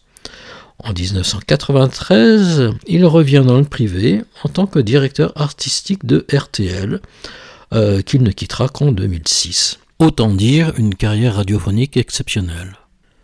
2 nouvelles animatrices vont également se succéder au micro. Nathalie, à cette époque il était de coutume de ne donner que le prénom des animatrices. Alors, son vrai nom c'était Nathalie Bagère. Mais pour les auditeurs c'était juste Nathalie. Elle ne fera qu'un bref passage à la station. Autre animatrice arrivée en 70, mais qui ne restera pas très longtemps elle non plus, c'est Valérie Clergue. Enfin, Valérie pour les auditeurs, mais son vrai prénom c'était Janine. Donc Janine Clergue. Ça devient compliqué. Elle venait, elle, de la télévision régionale, où elle était speakerine à l'ORTF de Montpellier. En 1971, elle retournera de nouveau à la télévision à Montpellier, et travaillera toujours comme speakerine, puis documentaliste à France 3 jusqu'en 2007. Alors nous échangerons par téléphone en 2013, date à laquelle elle me livrera son témoignage et quelques documents d'archives que vous pourrez découvrir sur mon site akiradioandorra.com. Et parmi ces documents, il y avait une note de service de 13 pages dactylographiées, particulièrement intéressante, sur le règlement intérieur de la station, où on peut y lire des consignes qui concernent la conduite du personnel, service par service. Alors, par exemple, il est interdit de sortir des locaux des disques ou des machines à écrire. Ça me paraît normal. Il est interdit de fumer dans les locaux. Bon, aujourd'hui c'est évident, mais à l'époque c'était quand même assez rare. Mais probablement peu appliqué vu le nombre de photos où on voit des cigarettes aux doigts des animateurs. Alors de même, il est interdit de boire dans les studios. Là aussi, j'ai des photos d'archives qui prouvent que la consigne était peu suivie et qu'on n'y buvait pas que de l'eau. Il est aussi interdit de recevoir dans les locaux des personnes étrangères à la radio, comme par exemple les épouses, les fiancés, etc. Alors là, vu le nombre d'anecdotes qui m'ont été révélées et que je ne répéterai pas, même sous la torture, je peux vous dire que là non plus, ce n'était pas appliqué. D'autres choses assez marrantes pour les animateurs, que la note appelle d'ailleurs encore les speakers. Alors ils doivent se présenter dans le studio en veste et en cravate. Les tenues excentriques, comme les cheveux longs, sont définitivement interdits. C'est de la radio, mais c'est pire qu'à la télé. Alors, cette note n'était pas signée, mais elle provenait de la direction. Et la direction officielle de la station en Andorre, c'était encore en 1970, Monsieur Marcel Degois, le vieux monsieur qui fut directeur de Radio Toulouse avant la guerre. Sans grand pouvoir, à part peut-être celui de faire de belles notes de service. Autre chose amusante, il est interdit d'enregistrer les émissions. Alors là, franchement, maintenant je comprends mieux pourquoi les archives sonores de la station sont si rares. Le speaker doit toujours parler à l'antenne d'une façon intelligible, dynamique et enjouée. Alors, le ton confidentiel et suave n'est pas admis chez nous. Il est interdit d'annoncer longuement le speaker assurant la relève et de citer le nom de l'opérateur de service. Alors, en règle générale, le speaker ne doit parler que lorsqu'il a quelque chose à dire. Bon, il est peut-être temps que je me taise, hein. Ah oui, il faut rappeler le nom de la station aussi souvent que possible. Oui. Et l'annonce Aki Radio Andorra doit être diffusée tous les quarts d'heure. Oups. Alors l'annonce, la voilà. Aquí Radio Andorra, emisora del Principado de Andorra. Bon, je crois que j'aurais été viré très vite si j'avais travaillé à Radio Andorre à cette époque. À part le fait que je ne fumais pas, je crois que je cochais toutes les mauvaises cases. Mais bon, cela nous fait rire aujourd'hui, mais c'était une autre époque. Et je peux vous dire que dans les entreprises où j'ai travaillé, et qui n'étaient pas des entreprises radiophoniques, j'ai parfois vu des règlements intérieurs à cette époque pas piquer des verres, comme on dit. Alors je vous invite à découvrir sur mon site ce document exceptionnel que l'on doit à Valérie Clergue. Merci à elle. Musique. Aquí Radio Andorra, emisora del Principado de Andorra.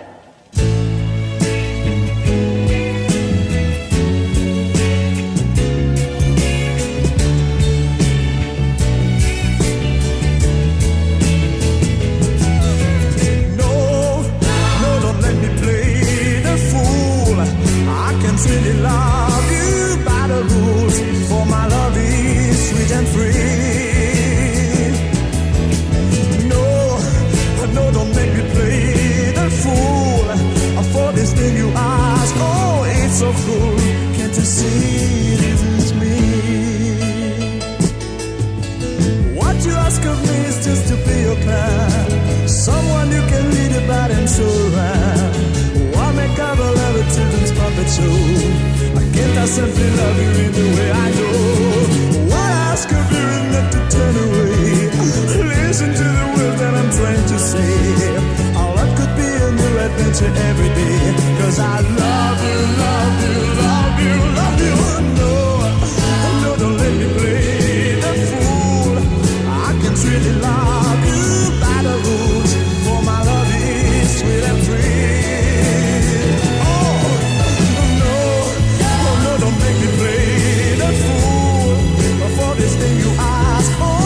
So cool, can't you see this is me? Oh,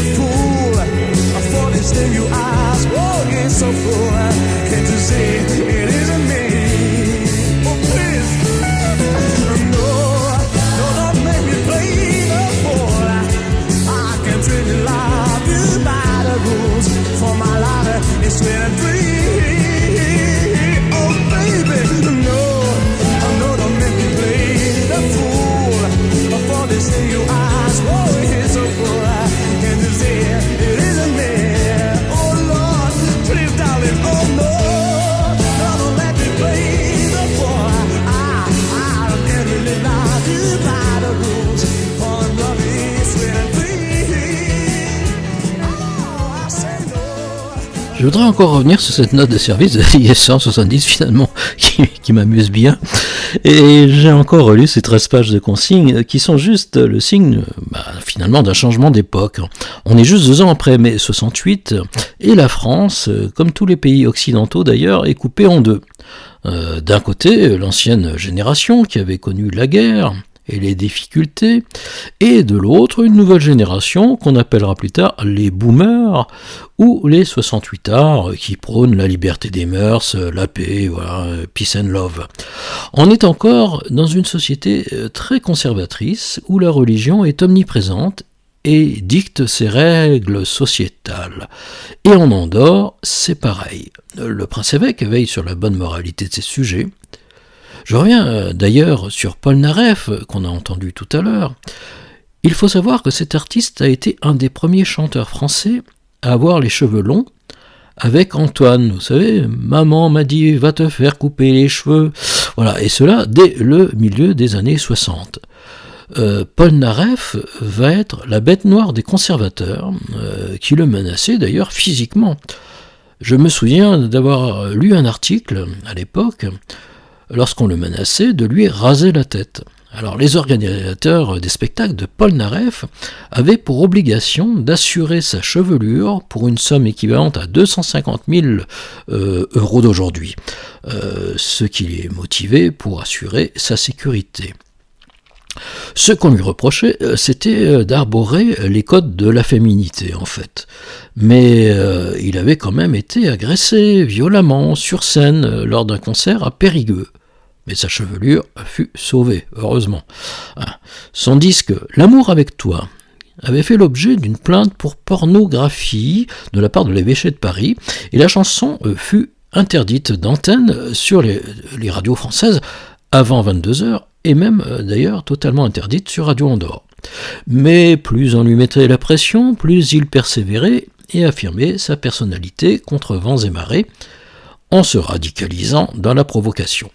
Alors le pompon fut en 1972, lorsque pour la promotion d'un spectacle à l'Olympia de Paris, il placarda 6000 affiches sur les murs de Paris, où il apparaissait avec un chapeau à fleurs et les fesses nues. Voilà, la presse va dénoncer la décadence de la jeunesse dont Paul Naref est le symbole, et va fustiger cette affiche scandaleuse, une couverture médiatique finalement qui va faire une promo inespérée au spectacle de l'artiste, mais aussi accessoirement faire vendre des journaux. Finalement, tout le monde y trouvait son compte. À part qu'il fut quand même condamné à 60 000 francs d'amende pour attentat à la pudeur. Donc les radios étaient aussi le réceptacle de cette fracture de la société, car si elle devait s'adresser à la jeunesse, il fallait qu'elle parle donc son langage. Mais évidemment, cela devenait insupportable pour l'ancienne génération qui ne manquait jamais d'adresser des lettres de protestation contre tel disque passé, contre tel animateur qui ne respectait pas la grammaire de la langue française, ou qui tenait des propos légers ou immoraux. À la radio d'État, c'est-à-dire donc essentiellement en France Inter, la règle était simple. Des vagues de licenciements ont suivi les événements de mai 68. Tous les journalistes qui avaient couvert les événements ou qui avaient manifesté se sont retrouvés à la rue, mais cette fois définitivement. À Europe 1, ce fut la même chose, mais avec un petit décalage dans le temps. Alors le gouvernement gaulliste y dictait sa loi, évidemment, comme à la radio d'État, mais de manière moins directe et plus feutrée, car il fallait donner l'illusion que la station était libre. Mais jugeant que la direction n'avait pas suffisamment sévi contre les journalistes récalcitrants, le Premier ministre de l'époque, Jacques Chirac, accusa le directeur de la station, Maurice Siegel, de persiflage, et il fut tout simplement licencié par l'actionnaire en 1974. À Radio Andorre, le problème de l'information ne se posait pas puisqu'elle n'en diffusait pratiquement pas. Donc, pas de procès politique. Et puis si, le gouvernement français n'avait aucun pouvoir. Mais il fallait quand même canaliser un petit peu les jeunes animateurs qui auraient pu utiliser le micro pour faire passer des idées un petit peu trop révolutionnaires. Il faut rappeler que sur Radio Andorre, c'était les animateurs qui faisaient leur programmation musicale eux-mêmes. Effectivement, il y avait quelques disques qui étaient interdits d'antenne et qui faisaient l'objet de notes de service ou d'une interdiction en feutre sur la pochette, à défaut d'être mis tout simplement à la poubelle. Dans les autres radios, cette censure à la source n'était pas utile, car c'est un programmateur qui choisissait les disques qui pouvaient passer ou qui ne pouvaient pas passer. Alors, il suffisait juste de responsabiliser le programmateur pour qu'il exerce sur lui-même une autocensure. Voilà, à Radio Andorre, les disques censurés étaient ceux qui abordaient de manière trop explicite surtout les sujets de sexualité, ou qui promouvaient la révolution communiste ou des attaques antifranquistes. Mais pour le reste, bien les animateurs jouissaient quand même d'une grande liberté que n'avaient pas ceux des autres radios. Alors tous les témoignages que j'ai reçus sur cette époque montrent que l'ambiance n'était pas celle d'un goulag, mais plutôt celle d'une joyeuse colonie de vacances. Et il régnait dans le studio de Radio Andorre plutôt une ambiance décontractée, chaleureuse et beaucoup d'amitié, voire plus, entre les animateurs, les animatrices, les opérateurs du son et le service administratif qui était lui à 100% féminin. Et puis, les distractions étaient encore rares en Andorre, et il fallait bien que ces jeunes d'une vingtaine d'années, vivent leur jeunesse.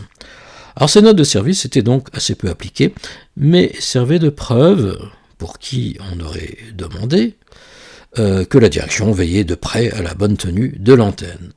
Je vous fais écouter maintenant une petite archive sonore avec la voix de Patrick Aubrelli.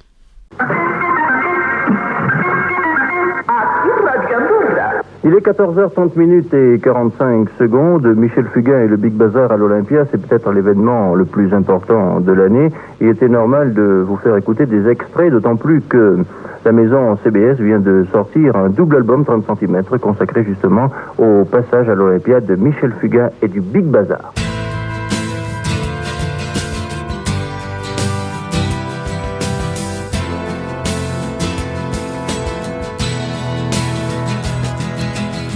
C'est un beau roman, c'est une belle histoire, c'est une romance d'aujourd'hui.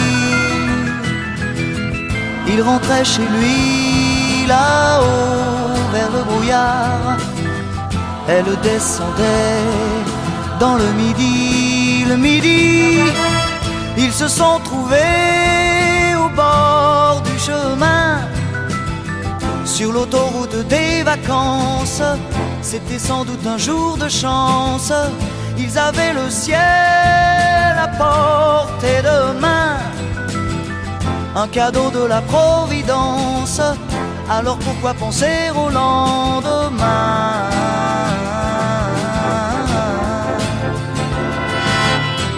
Ils se sont cachés dans un grand champ de blé, se laissant porter par le courant, se sont raconté leur vie qui commençait.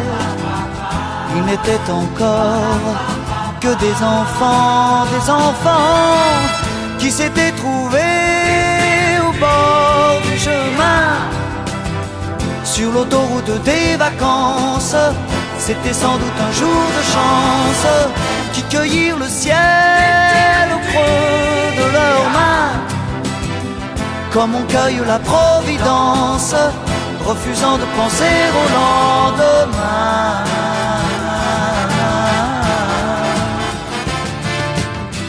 C'est un beau roman, c'est une belle histoire, c'est une romance d'aujourd'hui. Il rentrait chez lui là-haut vers le brouillard, elle descendait dans le midi. Ils se sont quittés au bord du matin, sur l'autoroute des vacances. C'était fini le jour de chance. Ils reprirent alors chacun leur chemin, saluèrent la Providence en se faisant un signe de la main.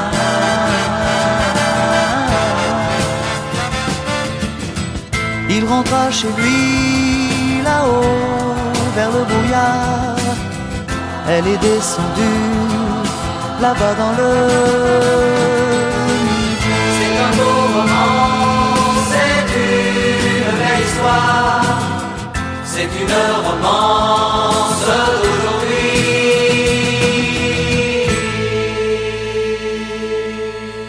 On va revenir aux embauches du début des années 70 et des nouvelles voix qui vont faire leur apparition au micro.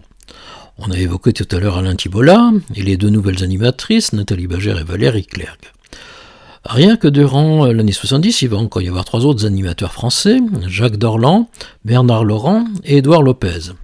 Alors Jacques Dorland n'est pas un novice, c'est encore rare à cette époque, mais il a acquis lui une formation de technicien, animateur et journaliste à l'Institut de la radio et de la télévision.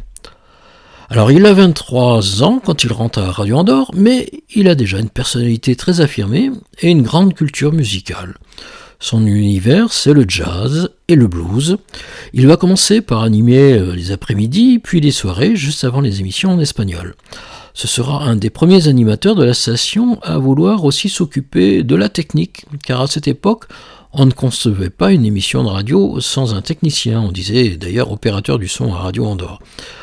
Et ça, donc, en plus de l'animateur. Sur les radios nationales, comme à France Inter, France Culture, France Musique, c'était même une obligation dictée par les syndicats. Alors sur les radios périphériques, c'était un peu plus souple, et la mode des animateurs DJ avait été lancée sur RTL dans les années 60 avec Roscoe, qui maniait autant le micro que les manettes et les jingles qu'il lançait durant ses mix. Alors Jacques Dorland, c'était autre chose. Lors de ses émissions, il faisait l'obscurité complète dans le studio, se rapprochait très près du micro et parlait d'une voix amicale et chaleureuse. Alors pas de veste, pas de cravate, mais un jeans, des cheveux longs et une barbe de 3 jours ou plus. Et il n'avait peut-être pas dû lire le règlement d'ailleurs. Alors Jacques Dorland restera quelques années à Radio Andorre, mais deviendra un des organisateurs et l'âme du Festival de Vienne, un des plus grands festivals de jazz en France. Et dans les années 90, il sera le programmateur de Fréquence Jazz à Lyon, une des radios jazz les plus écoutées de France. Malheureusement, il décédera en 1999 à l'âge de 52 ans. Autre animateur embauché en 1970, c'est Bernard Laurent. Alors lui, il a déjà 30 ans quand il rentre à Radio Andorre. Il a une formation d'ingénieur à l'ENSAI de Strasbourg et c'est un baroudeur.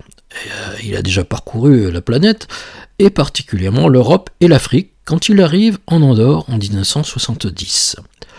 Là aussi, il a les cheveux longs et ne porte pas de cravate, décidément. Il ne restera qu'un an à Radio Andorre, mais on va lui confier l'animation de l'autre petite périphérique du groupe Trémoulé, qui est Radio Océan à Saint-Sébastien. Il restera d'ailleurs dans cette station après la vente de la station au Journal Sud-Ouest et sa transformation en Atlantique 2000. Mais après 1974, il fera une longue carrière de journaliste dans les stations régionales FR3 du service public de Bayonne jusqu'à Reims. Édouard Lopez, lui aussi, est embauché en 1970, mais il quittera Radio Andorre, lui aussi, un an plus tard, en 1971. Mais lui aussi restera dans le groupe puisqu'il rejoindra Radio Antilles, la deuxième grosse station francophone du groupe Trémoulé. Il avait débuté, Édouard Lopez, sa carrière radiophonique au Maroc, à la télévision, radio-télévision nationale, puis dans le secteur privé à Radio Tanger. Encore un voyageur. Aux Antilles, il va animer l'antenne de Radio Antilles durant quelques années, puis il va être de l'aventure de Radio Jumbo, une nouvelle radio périphérique lancée aux Antilles par Patrick Meyer. Alors, Radio Jumbo va vite cesser ses émissions, mais Patrick Meyer va devenir le patron de la nouvelle station jeune du service public à Paris, qui s'appelait Radio 7 en 1982. Puis, il va être le fondateur de RFM. Bah oui, le RFM qui est toujours sur les ondes aujourd'hui partout en France. Alors quant à Édouard, lui, comme Patrick Meyer, il va rejoindre aussi Radio France, mais du côté des nouvelles stations régionales du service public et pas du côté de FR3 comme Bernard Laurent. Il va participer au lancement de Radio Berry Sud, dont il assurera la direction des programmes. Puis en 1984, il sera directeur des programmes de Radio France Provence, puis de Radio France Savoie. Dans les années 90, il dirigera Radio France Picardie, puis Radio France La Rochelle. Dans les années 2000, c'est la retraite, mais pas tout à fait, car pour le plaisir, il anime toujours une émission sur les chanteurs des années 60, 70 et 80, sur la petite station de Rochefort, Demoiselle FM. Il prendra contact avec moi en mars 2008 pour me transmettre son témoignage. Alors vous avez là, encore une fois, des parcours assez remarquables d'hommes de radio qui, après Radio Andorre, se sont retrouvés à la direction de radio ou de grandes institutions. Et dire qu'ils avaient les cheveux longs et portaient le jeans. My Way, Nina Simone. And now, the end is near, and so I got to face the final curtain. Friends, I'll say it clear and state my case, of which I'm certain. I've lived a life that's full. I've traveled each and every highway and more, much more than this. I did it my way.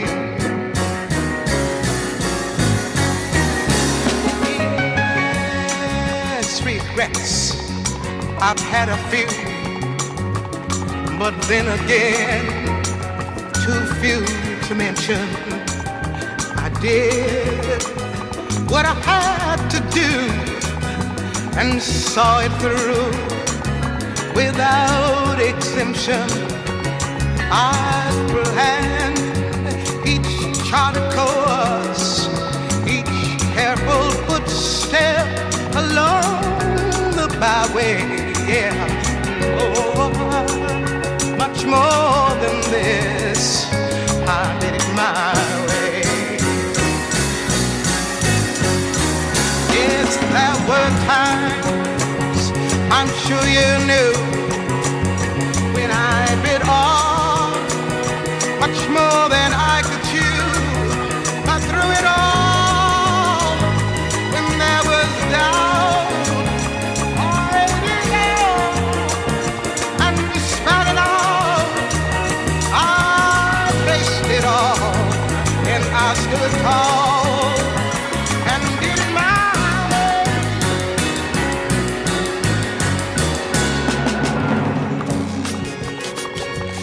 I've laughed and cried, I've had my fill, my share of losing. Now tears subside, found it all so amusing to think I did all that, and may I say, not in a sly way. Oh, no, no, no, no, not me. I did it my way. What is a man? What has he got? If not himself, then he has not to say the things he truly feels, not the words of one who needs. Record shows I took the blows, I did it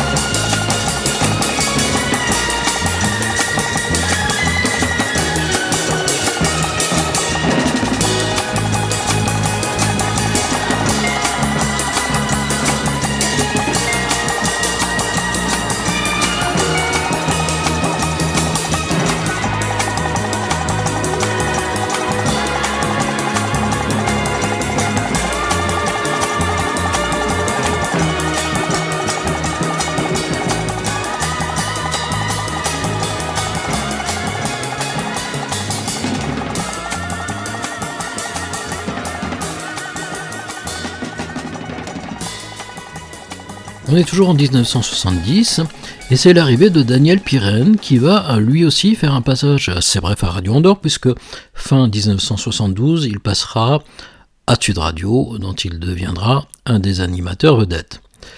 Alors avant Radio Andorre, il était animateur de quinzaine commerciale lorsqu'il rencontra Jean-Jacques de Bézy, le reporter de Radio Andorre dans le Midi, qui le fit entrer à Radio Andorre. Puis après Radio Andorre et Sud Radio dans les années 80 et 90, on le retrouvera sur les radios libres et les radios locales du Sud et dans les années 2000 sur les web radios. Il est toujours à l'antenne, encore aujourd'hui, vous pouvez l'entendre sur la web radio Succès d'hier, où il propose des succès des années 60, 70, 80, 90. Enfin, il nous a aussi consacré une émission souvenir spéciale Radio Andorre en juillet 2023, durant laquelle il nous parle de son passage à Radio Andorre. Et il nous relate de belles anecdotes sur cette période. Le podcast est écoutable sur la chaîne YouTube de Aki Radio Andorra.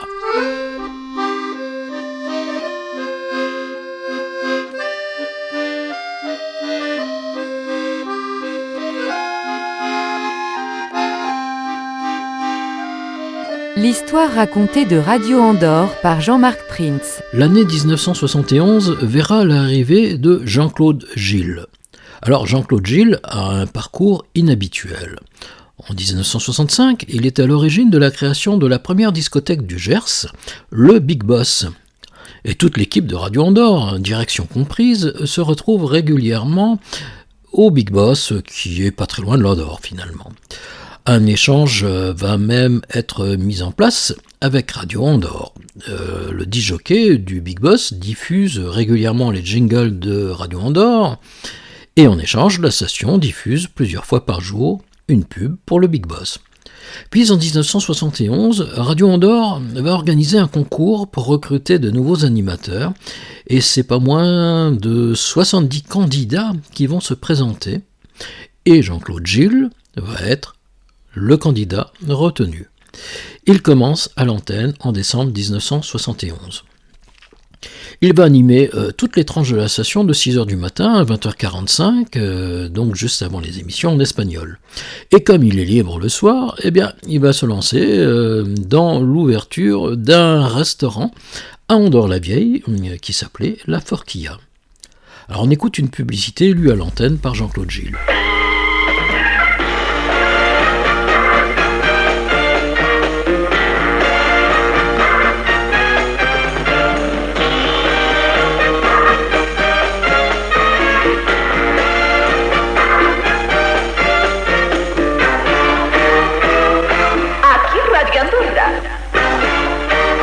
Emisora del Principado de Andorra.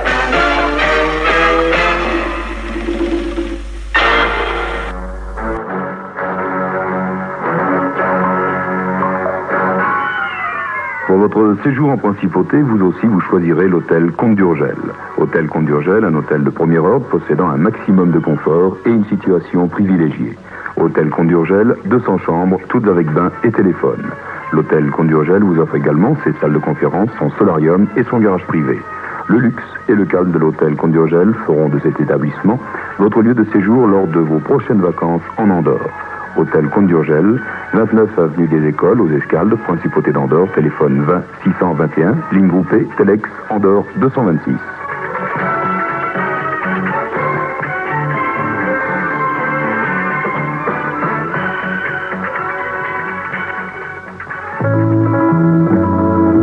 Allez, on va se balader dans les pays de l'Ouest. On va faire une western balade avec François de Guel.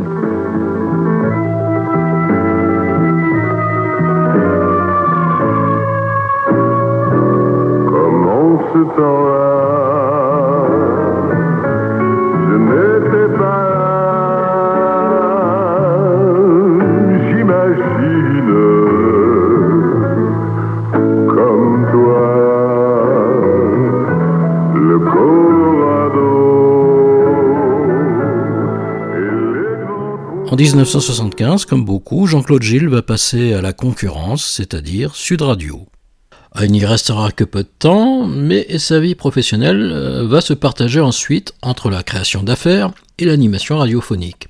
Et d'ailleurs parfois les deux à la fois, puisqu'il sera le patron de plusieurs radios libres dans les années 80, comme Radio Littoral, qui était la radio leader à Béziers, et ensuite Radio Beffroi dans l'Aveyron. Alors, si vous voulez en savoir plus sur Jean-Claude Gilles, je vous invite à écouter son témoignage enregistré en novembre 2023 sur notre chaîne YouTube. Alors, du côté des animatrices, une certaine Patricia va remplacer Valérie Clerc, dont on a parlé tout à l'heure, mais elle ne restera que quelques mois à l'antenne. Elle sera elle-même remplacée par Caroline, qui ne restera non plus pas très longtemps, puisqu'elle quittera la station en 1972. Mais derrière ce prénom de Caroline se cache Monica Garal, qui fit sa carrière radiophonique en Andorre. Elle passera sur Sud Radio sous le pseudo de Carole, puis dans les années 90, elle rentrera à la Radio Nationale d'Andorre sous son vrai nom cette fois, c'est-à-dire Monica Garal. Elle nous quittera en 2016 à l'âge de 70 ans. Enfin, troisième recrue féminine de l'année 71, c'est Pamela. Son vrai nom, c'est Simone Verdier. Pamela sera à la voix féminine des émissions du matin, et elle quittera la station en 1975.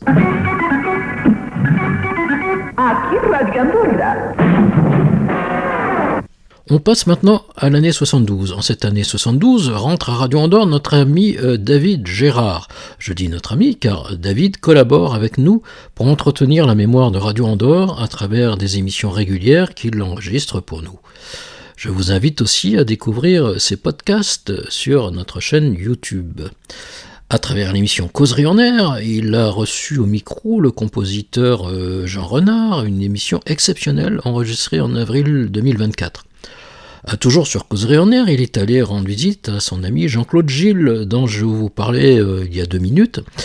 Et les deux animateurs avaient eu une grande complicité sur Radio Andorre, où ils se retrouvent donc ensemble devant un micro, près de 50 ans plus tard, pour évoquer leurs souvenirs à Radio Andorre. Encore une émission exceptionnelle enregistrée en novembre 2023. Puis David Gérard, c'est aussi des trésors d'archives radiophoniques à travers ses émissions Histoire d'une chanson, durant lesquelles il nous livre ses interviews de nombreux auteurs, compositeurs ou interprètes qui ont fait les plus belles chansons françaises des années 70. Alors David Gérard, c'est aussi une longue carrière radiophonique, commencé donc en 1972 à Radio Andorre, il est tout jeune à l'époque, et à partir de 1973, il opte pour le statut d'animateur indépendant et anime toujours des émissions extérieures pour Radio Andorre, car son truc, c'est l'animation en public. Il travaillera pour de nombreuses marques, mais aussi pour le journal La Dépêche du Midi. C'est en 1983 qu'il entre à Sud Radio, donc après la disparition de Radio Andorre. Il va y rester plus de 16 ans et deviendra une des vedettes de la station. Puis dans les années 90, tout en continuant les animations, il s'occupera de formation au métier de la radio à Sud Formadia à Toulouse. En 2005, il est directeur d'antenne de Radio Montaillou, où il retrouvera d'autres anciens de Radio Andorre. Alors pour info, Radio Montaillou s'appelle aujourd'hui Pyrénées FM. On en reparlera tout à l'heure. En 2009, il rentre au service public dans le réseau France Bleu. Alors, je vous disais qu'il était particulièrement attaché à entretenir la mémoire de Radio Andorre, mais pas que. Avec quelques anciens de Radio Andorre, mais surtout de Sud Radio, c'est d'ailleurs souvent les mêmes, il participera à la création en 2017 de l'association Les Sudistes. Puis il lancera Les Sudistes la radio, qui est une web radio à base d'archives essentiellement issues de Sud Radio. On pouvait y entendre tous les grands succès d'hier et d'aujourd'hui. Alors je dis on pouvait, car cette web radio s'est arrêtée fin 2022. Et donc, depuis, eh bien, il nous fait l'amitié de rencontrer pour nous les anciens de Radio Andorre ou les artistes qui sont passés devant son micro. Vous pouvez découvrir tous les podcasts de David sur notre chaîne YouTube Aki Radio Andorra. En 1973, la chanteuse Anne-Marie David gagne le concours Eurovision de la chanson avec la chanson « Tu te reconnaîtras » qui représente le Luxembourg.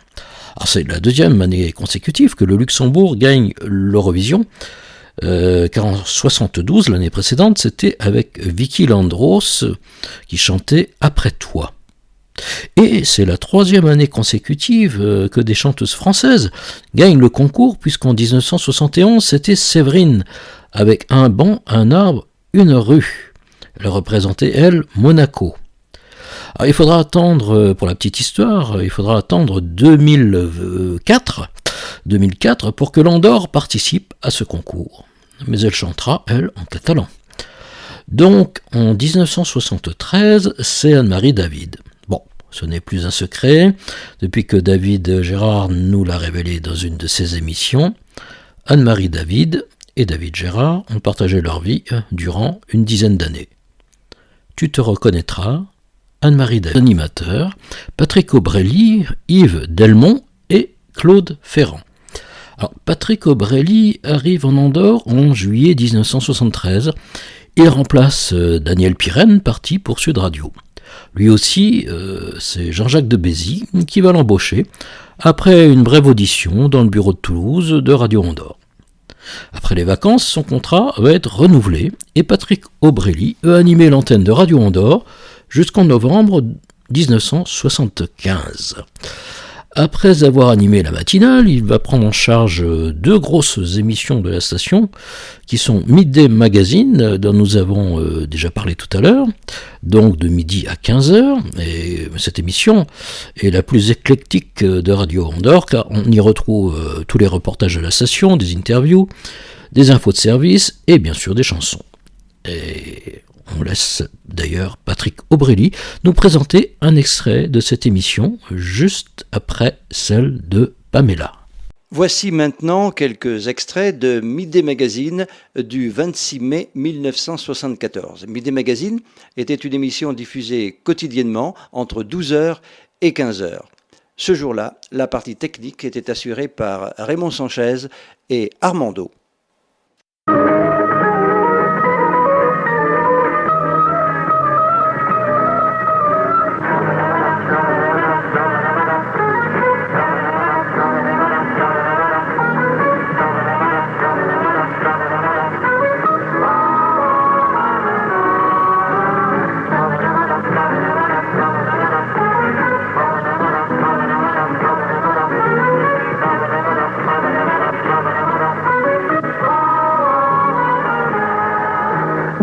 L'école était interprétée par Guy Marchand. On va vous laisser en compagnie de Patrick Aubrely. Avant de quitter, on dit encore une fois bonne fête, maman.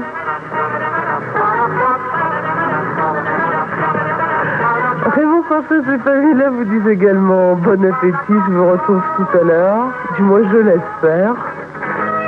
Entre 15h et 18h, vous écoutez Radio Andorre sur 428 mètres de moyenne. Il est midi. Aquí Radio Andorra.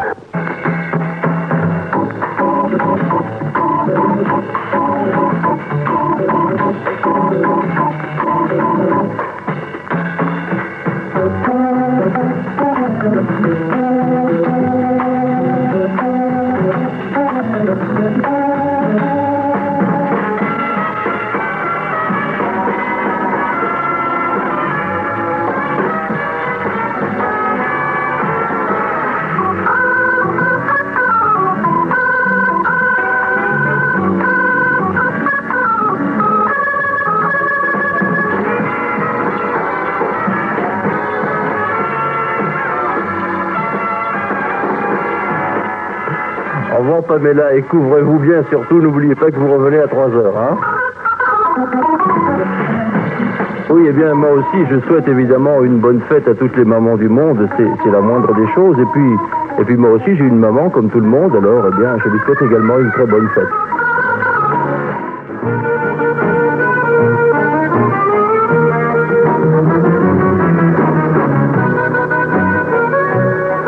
Comité de fête organisateur de bal, si vous désirez que votre soirée soit une réussite, eh bien faites appel à la joyeuse et dynamique formation d'Yvette Horner, un écrivante à Radio Andorre, boîte postale numéro 1, Principauté d'Andorre.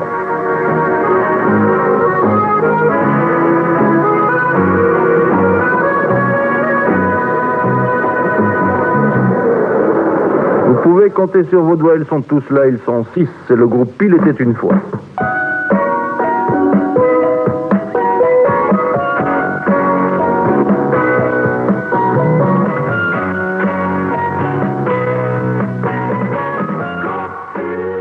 Patrick Aubrely animera aussi la dernière émission du programme français de 18h à 20h, donc juste avant les émissions en espagnol, et cette émission s'appelle Evening Club. Après Radio Andorre, Patrick Aubrely ne fera plus de radio, mais une carrière dans les assurances. Mais Radio Andorre va quand même transformer sa vie. Je vous explique pourquoi. Car c'est à Radio Andorre qu'il va rencontrer la femme de sa vie, un des plus anciens techniciens de Radio Andorre, André Coll, dont nous avons parlé lors d'une précédente émission, avait une fille prénommée Esther. Et durant les vacances scolaires, elle était chargée de guider les touristes bénévolement pour la visite des studios. Alors, ils vont sympathiser tout de suite et se marier en 1977. La même année, ils déménageront pour Annecy, où ils vivent toujours aujourd'hui. Mais l'histoire ne s'arrête pas là. Patrick Aubrely fut un des rares animateurs de Radio Andorre à avoir enregistré sur cassette quelques-unes de ses émissions. Et en 2003, il va me contacter et me transmettre ces enregistrements que vous retrouverez donc sur mon site akiradioandorra.com et sur la chaîne YouTube. Vous y trouverez aussi l'album de photos de Patrick dans les studios et sur la terrasse de Radio Andorre. Mais l'histoire ne s'arrête pas là. En 2022, donc presque 20 ans après notre premier échange, et à ma demande, il va accepter à nouveau de parler devant un micro pour une émission exceptionnelle de 2h15 où il va faire revivre l'intégralité d'un hit parade de Radio Andorre des années 70 et aussi évoquer ses souvenirs à la station. Alors, pour l'occasion, c'est notre ami Christian Melling qui va se rendre dans les Alpes pour enregistrer l'émission. Là aussi, vous retrouverez son podcast sur notre chaîne YouTube. Patrick Aubrely est donc lui aussi engagé dans notre aventure de faire perdurer le souvenir de cette radio périphérique disparue et dont il ne restait d'ailleurs presque pas de traces au début des années 2000. Je le salue bien amicalement. Et on écoute un dernier extrait de Patrick Aubrely le 20 août 1973. Il passe l'antenne à Yves Delmont.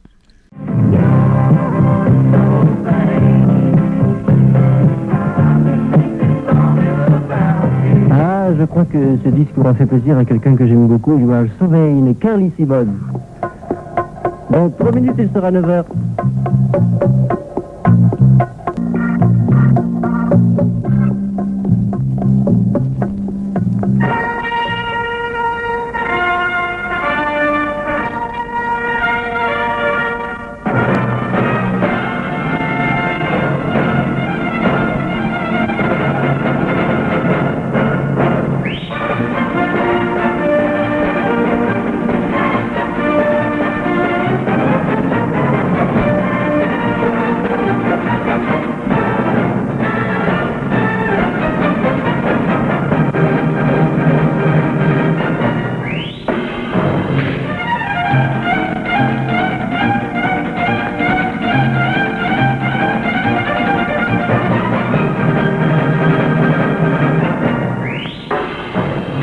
Eh bien voilà, dans une minute il sera 9h et vous retrouverez notre ami Yves Delmont.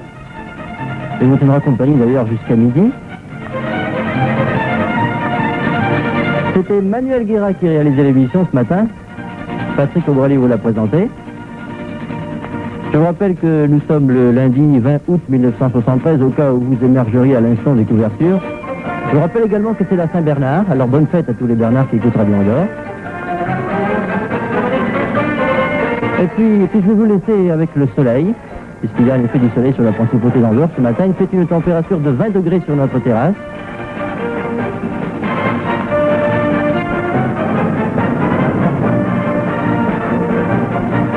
Je vous souhaite une très bonne journée et je vous retrouve demain matin entre 6h et 9h.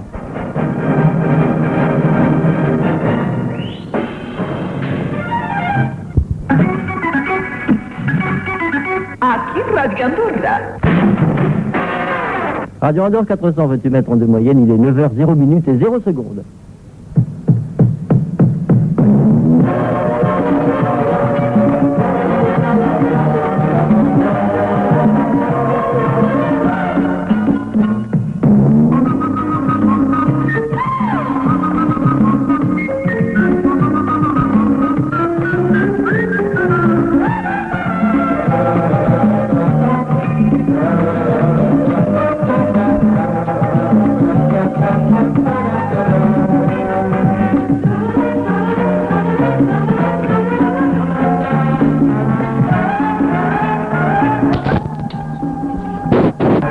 Lundi 20 août 1973, qu'est-ce que ça signifie? Eh bien, trois choses. Fin des vacances pour certains, début d'une nouvelle semaine de vacances pour d'autres, et puis début d'une nouvelle semaine de travail pour d'autres encore. De toute façon, à toutes et à tous, nous vous souhaitons de passer une agréable journée. Voilà, c'était le passage d'antenne de Patrick Aubrely à Yves Delmont. Alors tous les deux travailleront à Radio Andorre de 1973 à 1975. Yves Delmont sera lui embauché par Jean Delving dans les bureaux de la régie de Radio Andorre à Paris. Après Radio Andorre, Yves Delmont entamera une longue carrière radiophonique, et d'ailleurs il est toujours au micro aujourd'hui. Il passera de Radio Andorre à Sud Radio, puis il animera des radios locales dans le sud de la France, mais assurera surtout beaucoup d'animations en public lors de foires, de salons, d'événements sportifs ou commerciaux, sous son vrai nom qui est Philippe Congar.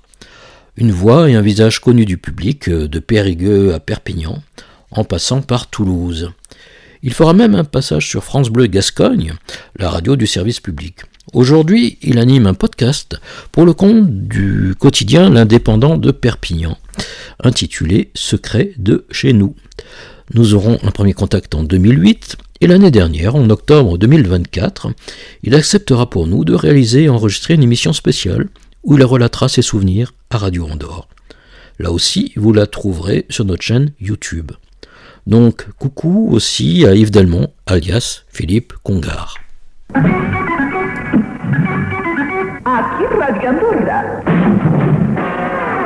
Parlons maintenant de Claude Ferrand. Là aussi, beaucoup connaissent non seulement sa voix, mais aussi son visage, car il se spécialisera dans les émissions en public dans le sud de la France. D'abord correspondant de Radio Andorre à Albi, il assurera pour la station de nombreux reportages dans la région, mais aussi des animations artistiques et commerciales pour Radio Andorre dans tout le sud. Il restera fidèle à la station jusqu'en 1981. Et après la fermeture de Radio Andorre, eh bien, il va poursuivre simplement son métier et continuer de parcourir les routes du Sud pour des animations, mais cette fois pour le compte de RMC. Il y restera 8 ans et deviendra d'ailleurs le responsable des opérations extérieures de RMC. Puis en 1999, il travaillera pour le service public à Radio France Héros et fera même par la suite un passage sur Sud Radio. Dans les années 2000, il dirige sa propre entreprise d'animation et vend ses services à diverses institutions, radios ou marques. Dans les années 2020, il a son émission sur la grosse radio régionale 100% Radio, chansons d'hier et d'aujourd'hui, diffusée tous les dimanches de 7h à 10h. Et à l'heure où je vous parle, eh bien, il présente toujours une émission sur 100% Radio, toujours le dimanche d'ailleurs. Elle s'appelle La voiture du dimanche et les balades de Claude Ferrand. Claude Ferrand contribuera également à la mémoire de Radio Andorre en participant au film Si Radio Andorre m'était compté. Alors, ce film fut diffusé sur France 3 Sud en 2006. Vous pourrez d'ailleurs découvrir le film sur notre chaîne YouTube. Mais on ne peut pas parler de Claude Ferrand sans évoquer son deuxième métier, qui est celui de dessinateur de presse. Le dessin de presse, ce n'est pas vraiment radiophonique, on ne peut pas dire le contraire, mais beaucoup de journaux régionaux ou nationaux feront appel à Claude Ferrand pour leur dessin de presse. Il participera aussi au célèbre almanach Vermeaux, et j'aurai un premier échange avec Claude Ferrand en 2007. Et puis, nous avons échangé régulièrement, encore aujourd'hui, et quelque chose me dit qu'il devrait bientôt présenter pour nous une émission souvenir. Donc je vous invite à vous abonner à notre chaîne YouTube pour être averti de la date. Autre gagnant de l'Eurovision, cette fois c'était en 1974, et ce n'est plus une chanson en français, mais en anglais. Vous savez laquelle? Elle représentait la Suède. Ah oui, là, vous savez, c'est ABBA avec Waterloo.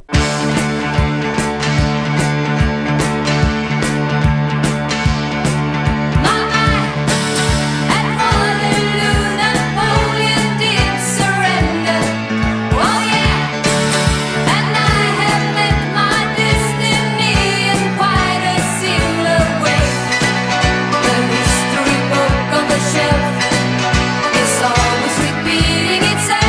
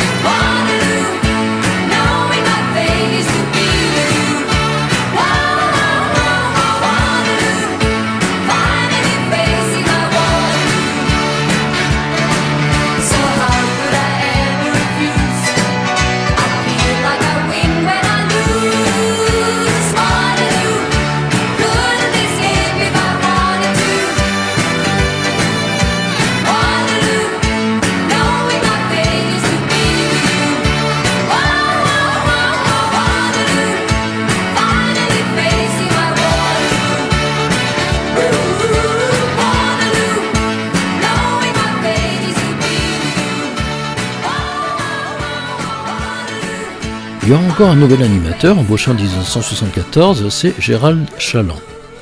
Il ne restera que peu de temps à Radio Andorre car il partira très vite pour les Antilles, donc pour la deuxième station du groupe qui est Radio Antilles. Dans les années 80, on le retrouvera au micro de Radio Libre et dans les années 2000, il produira et réalisera encore de nombreuses émissions pour RTL. Alors Gérald Chaland a une particularité, c'est que c'est le troisième Rémois à travailler à Radio Andorre, après notre ami Georges Maltot et Jean-François Basseur, dans les années 60. Je ne suis pas sûr que ce soit juste dû au hasard. Bon, à vrai dire, je suis même sûr du contraire. Du côté des animateurs espagnols, par contre, l'équipe est beaucoup plus stable. C'est essentiellement Gualberto Osorio, secondé par André Lines, qui vont animer les soirées en langue espagnole. Mais nous en avons déjà parlé longuement lors de notre précédente émission. Alors je voudrais vous parler maintenant des opérateurs du son, embauchés en ce début de la décennie 70. Les opérateurs du son étaient la deuxième roue du binôme indispensable à la bonne marche de toute émission à Radio Andorre. Le planning leur attribuait très souvent, d'ailleurs, les mêmes plages horaires dans la grille de programme, mais il pouvait aussi y avoir des affinités entre certains animateurs et certains opérateurs du son qui se suivaient donc dans les émissions. Et si on n'entendait jamais le son de leur voix, les animateurs n'oubliaient jamais de citer leur nom à l'antenne, malgré la note de service dont je vous parlais tout à l'heure. Et parmi les opérateurs du son, beaucoup m'ont apporté leurs témoignages précieux et aussi leurs archives, et cela durant toutes les décennies de la station. Je pense en particulier à Joseph Masponce dans les années 40 et 50. Je pense aussi à Claude Esther dans les années 60, qui m'a transmis plus d'une centaine de photos.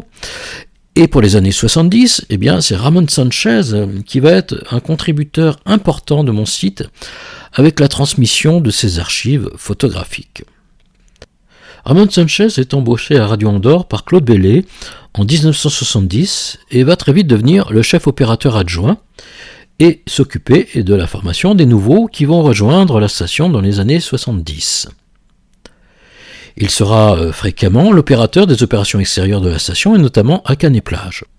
D'origine espagnole, il fera partie de la petite équipe qui tentera de relancer Radio Andorre en 1984 derrière Gualberto Osorio, l'animateur espagnol de la station.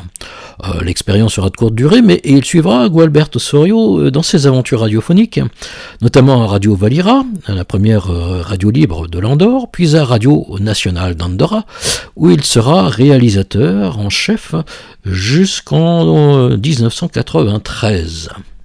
Puis il va retourner en Catalogne pour s'en consacrer à sa véritable passion, c'est l'animation et puis la création d'un théâtre de Guignol.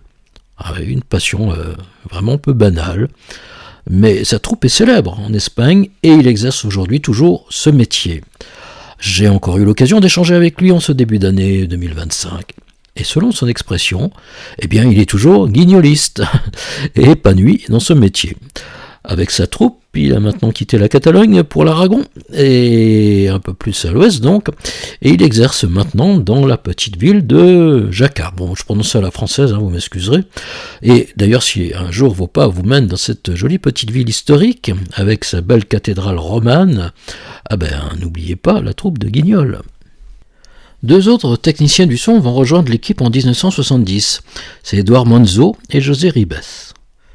Édouard Monzo est un des rares à avoir un visage connu car il sera systématiquement délégué aux opérations décentralisées de Radio Andorre et tout l'été donc à Canet-Plage jusqu'en 1981.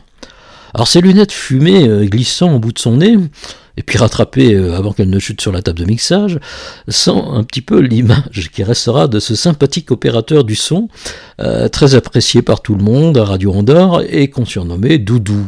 C'est affectueux, Doudou. Après Radio Andorre, on le retrouvera sur les radios libres, puis il terminera sa carrière au service communication de la mairie de Perpignan jusqu'à sa retraite en 2007. José Ribes aura lui un passage plus bref à Radio Andorre. Bon, je n'ai pas beaucoup d'informations sur José Ribes, j'espère qu'un jour on rentrera en contact. Avec Gloria Lasso, Dalida, le Toulousain Claude Nougaro va certainement être l'artiste chouchou de Radio Andorre. Et en 1973, il nous offre Danser sur moi, une vraie pépite. Dansez sur moi le soir de vos fiançailles. Dansez dessus mes vers luisants comme un parquet de Versailles. Embrassez-vous, enlacez-vous, ma voix vous montre la voie lactée, la voie clarté où les pas ne pèsent pas. Dansez sur moi, dansez sur moi, dansez sur moi, dansez sur moi,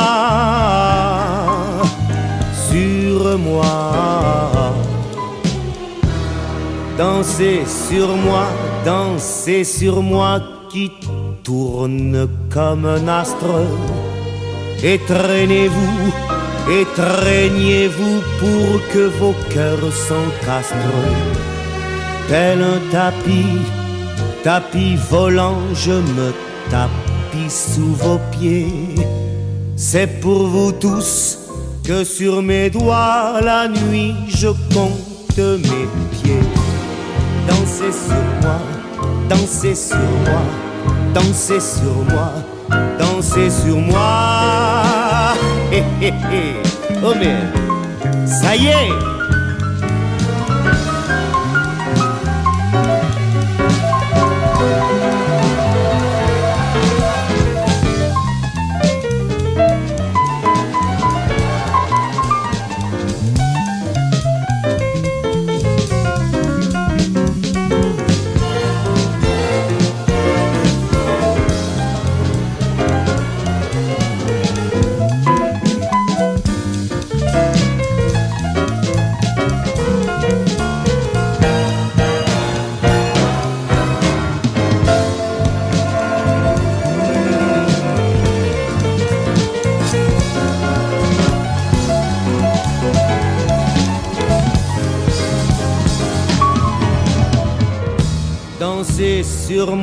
Dansez sur moi le soir de mes funérailles.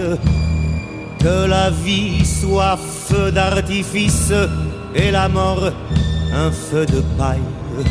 Un chant de cygne s'est éteint, mais un autre a cassé l'œuf. Sous un saphir, en vrai saphir, miroir de mon sillon neuf.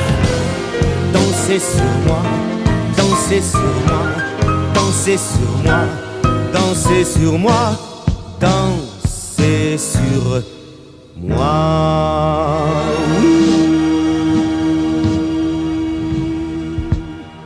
En 1972, c'est Jean Clerc qui va rejoindre l'équipe d'opérateurs du son avant de rejoindre celle des techniciens de l'émetteur à Ancamp.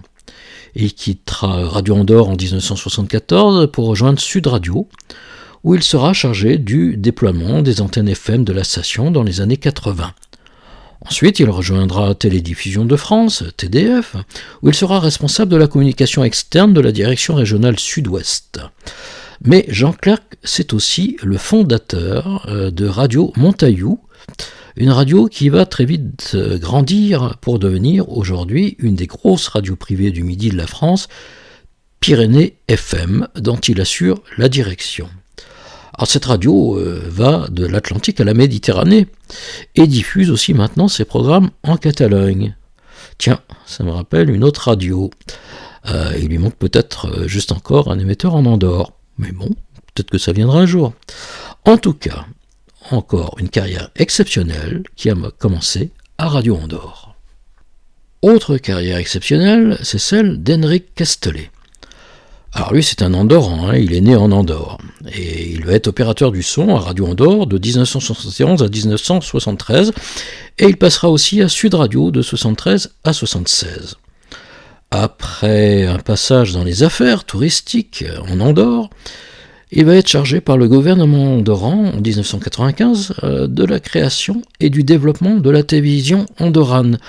Il deviendra donc le président de l'ORTA, qui est à l'époque l'organisme qui gère la radio et la télévision d'Andorre, donc dans les années 90, puis de la structure qui lui succédera, c'est-à-dire la RTVA en 2000, qu'il quittera en 2005 pour s'occuper de ses affaires immobilières et touristiques, avant d'y revenir d'ailleurs de 2008 à 2010.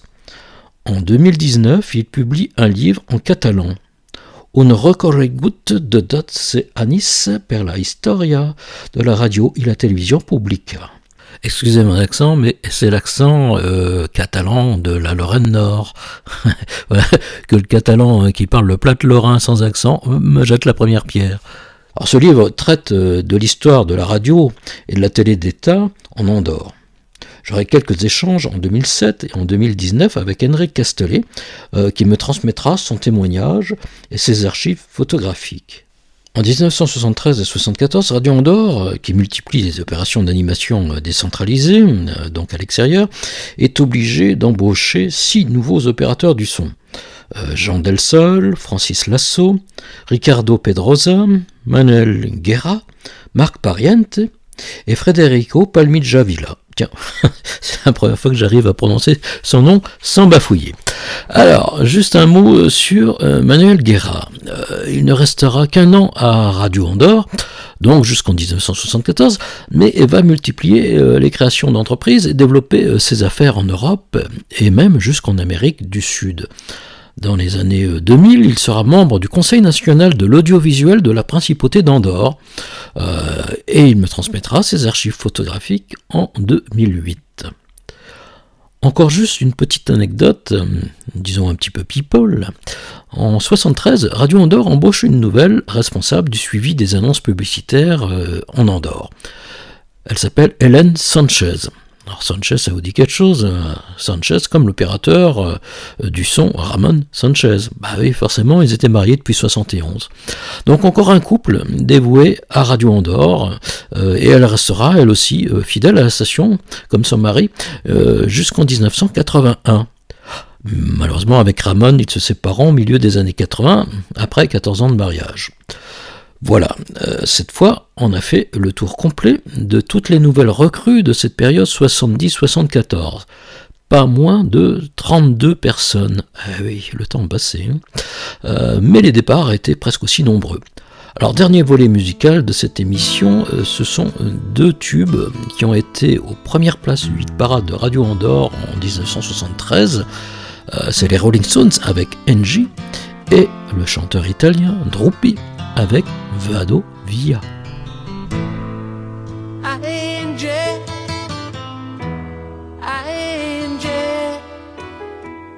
when will those clouds all disappear?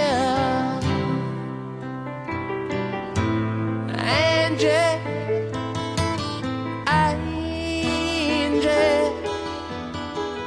where will it lead us from here? With no loving in our souls and no money in our coats, you can say we're satisfied. Angie,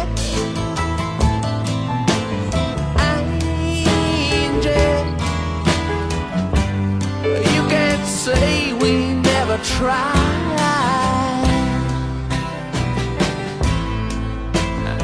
You're beautiful, yeah. But ain't it time we said goodbye?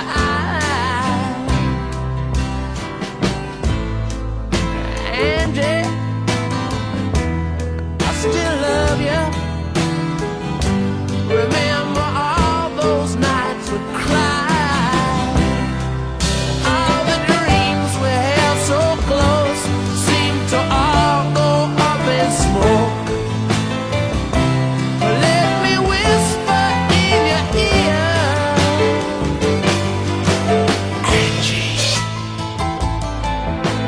Angie,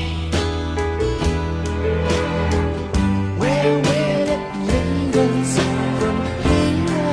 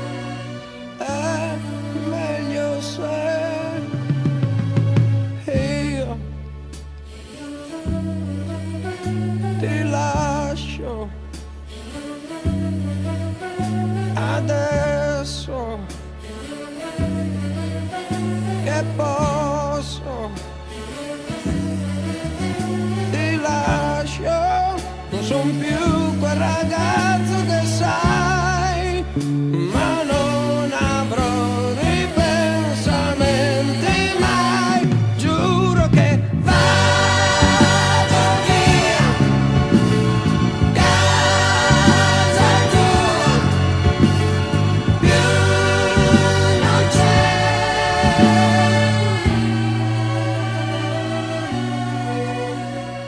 È meglio se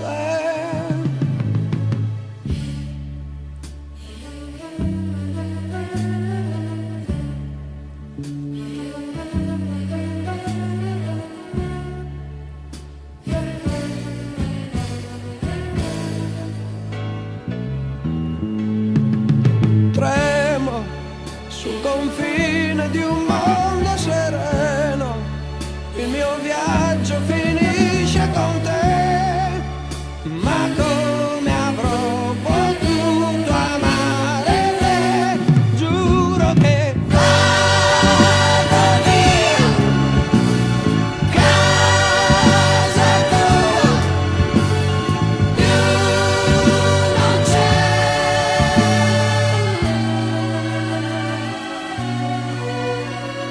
È meglio se io ti lascio adesso che posso, ti lascio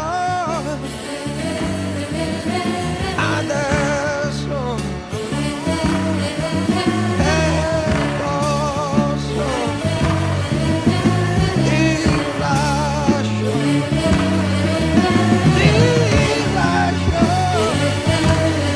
lascio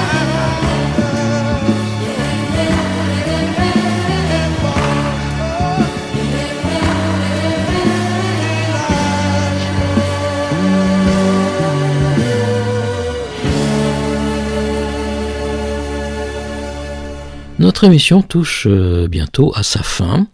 Alors comme vous l'avez constaté, l'histoire de Radio Andorre n'est constituée que de rebondissements.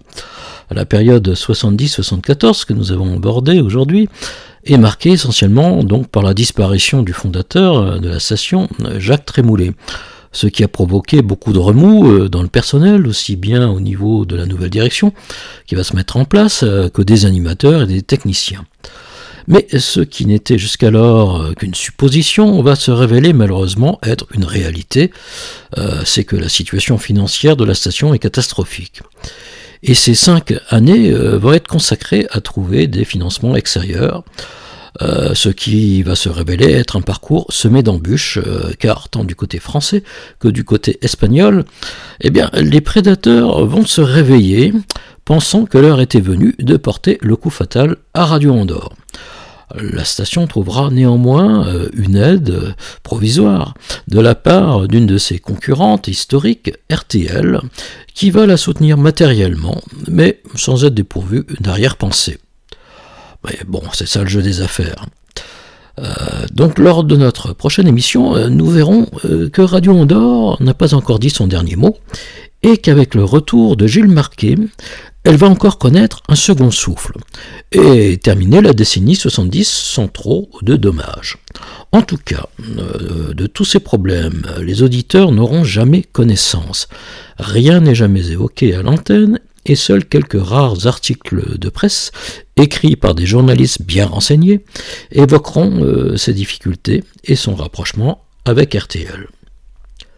Le deuxième enseignement de cette période est l'incroyable parcours que beaucoup d'animateurs et même de techniciens qui feront leur premier pas donc à Radio Andorre vont connaître.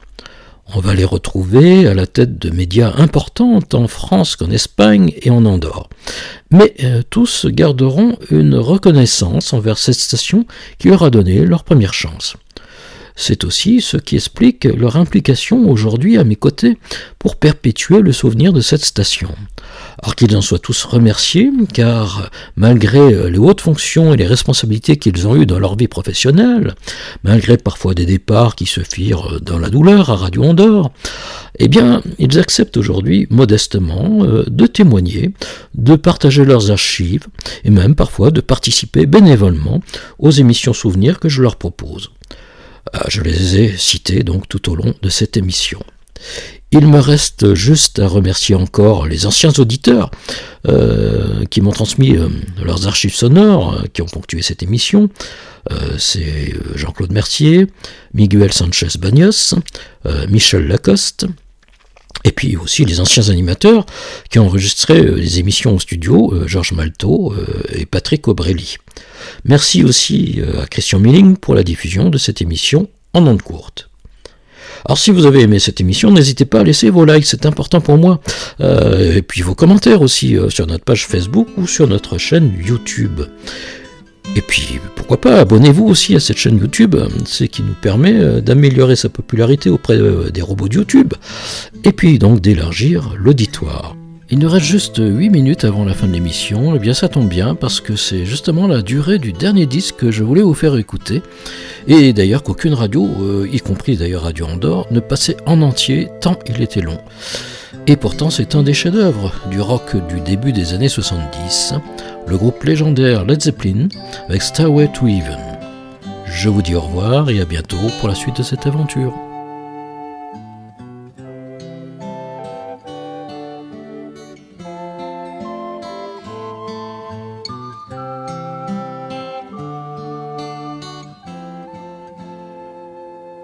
There's a lady who's sure all that glitters is gold, and she's buying a stairway to heaven. When she gets there, she knows if the stores are all closed, with a word she can get what she came for.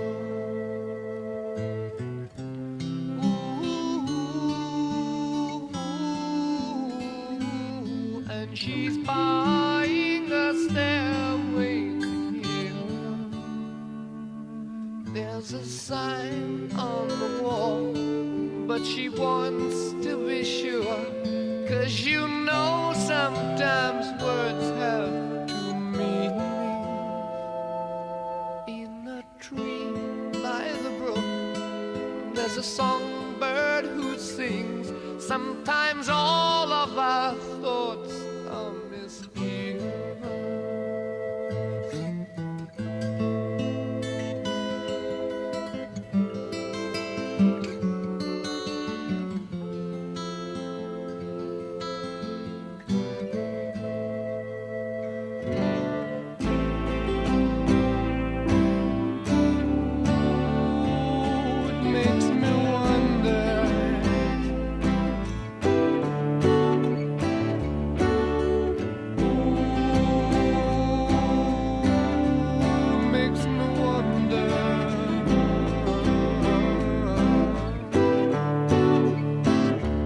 There's a feeling I get when I look to the west, and my spirit is crying for leaving. In my thoughts I have seen rings of smoke through the trees, and the voices of those who stand looking.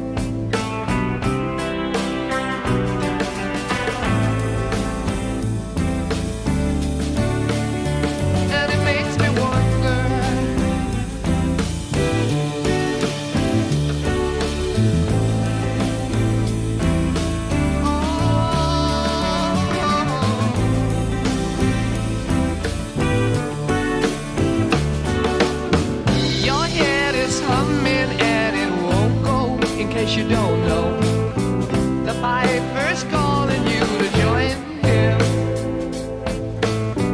Dear lady, can you hear the wind blow? And did you know your stairway lies on the whispering wind?